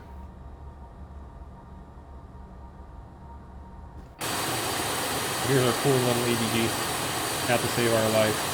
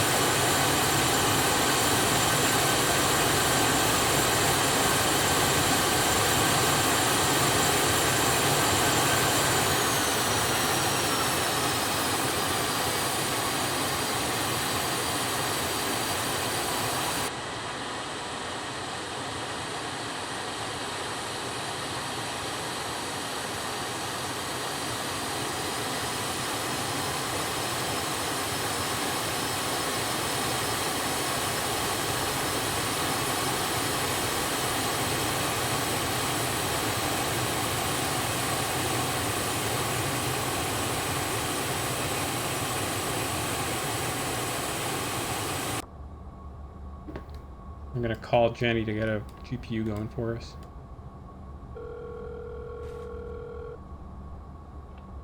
Hot start flight support. Jenny speaking. How can we help? And get us a Understood. AC GPU. We'll have that ready for you. Anything else? That's all. Always a pleasure. Take care. Is it uphill or is my brake sticking again? Yeah, of course it is.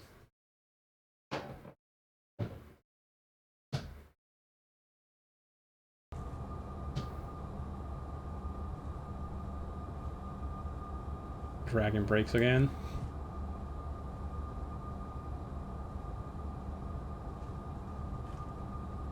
I have to put on like lithium grease on the pedals here or something. Anyway, yeah, pre-selector can be set to an intermediate altitude if you need it.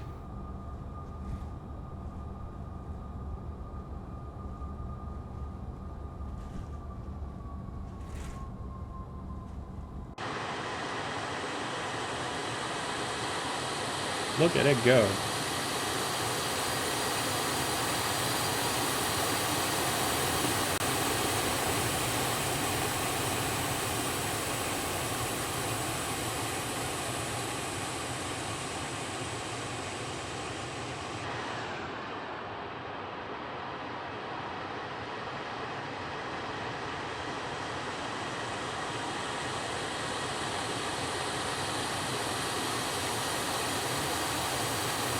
And of course, this is nowhere near enough speed for the ADG to actually do anything. The nominal ADG speed is 8,000 RPM. So us doing like 30 knots over the ground ain't doing much.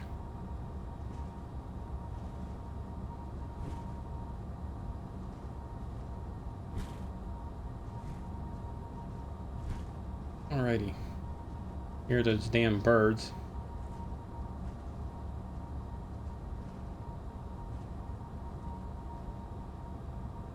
Charlie Tango, Charlie Uniform.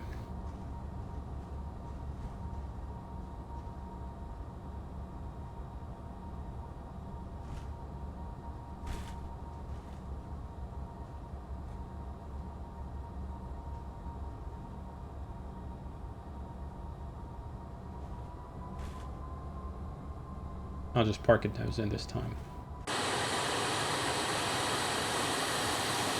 And just to prove that it is proper aerodynamics, it is not simply based off of your speed. Let me show you that the AG does in fact. When I go and quickly stomp on the brakes, the ADG does continue turning due to inertia.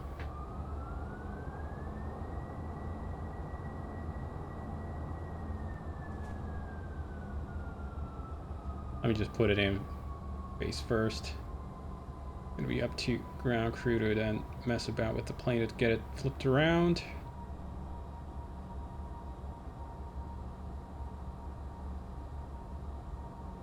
Okay, brakes on. Right gen off. These can also come off. And right engine shut down. And how long is that damn GPU gonna take to get here? Just about. Ground power in, please.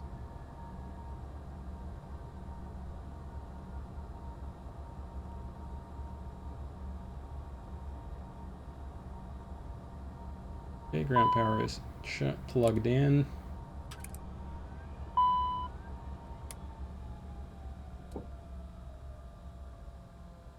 And stand by. Good stuff.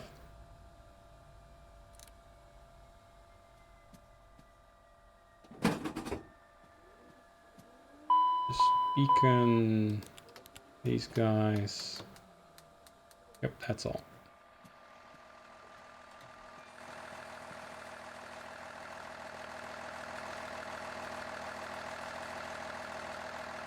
And let's restow the ADG. Actually, no, I didn't. I gotta put the handle back in. ADG auto deploy handle needs to be put back in. We have chocks in. Put the chocks in.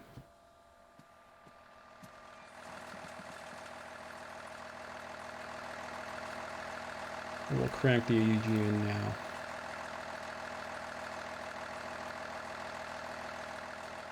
Good stuff. Chocks are in. So release parking brake. These are out. These are out. Hydraulics are off. I need to open up the nose door to pin it. You can still do that with just remaining pressure.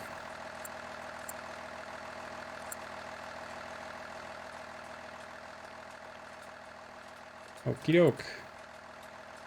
And there, we're done pretty much for the day. Oh, how'd you like it? How'd you enjoy my little messing about session? And the preview of all the new stuff. Well, not all the new stuff. The change log is long. Nose door. Nose door. Yep.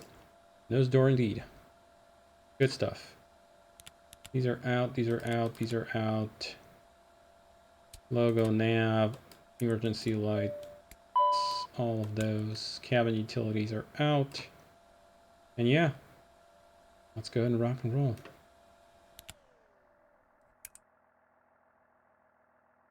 You can go ahead and pull the ground power out.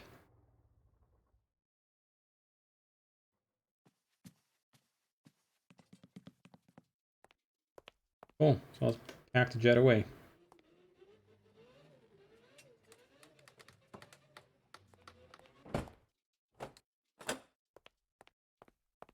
Cover, cover, cover, cover. Cover, cover, and cover. Where are you? Oh, come on. There we go. Any summary of the update? B Casper, it's all in the changelog. It's a lot of things. A lot of little pieces here and there. Some of which are somewhat bigger than just a little bit. You'll see. For me to send it line by line. Yeah. It's a long list. Cool. So everybody, take care. Have a good one. Thanks for stopping by, and I'll see you all around. Cheerio, and take care.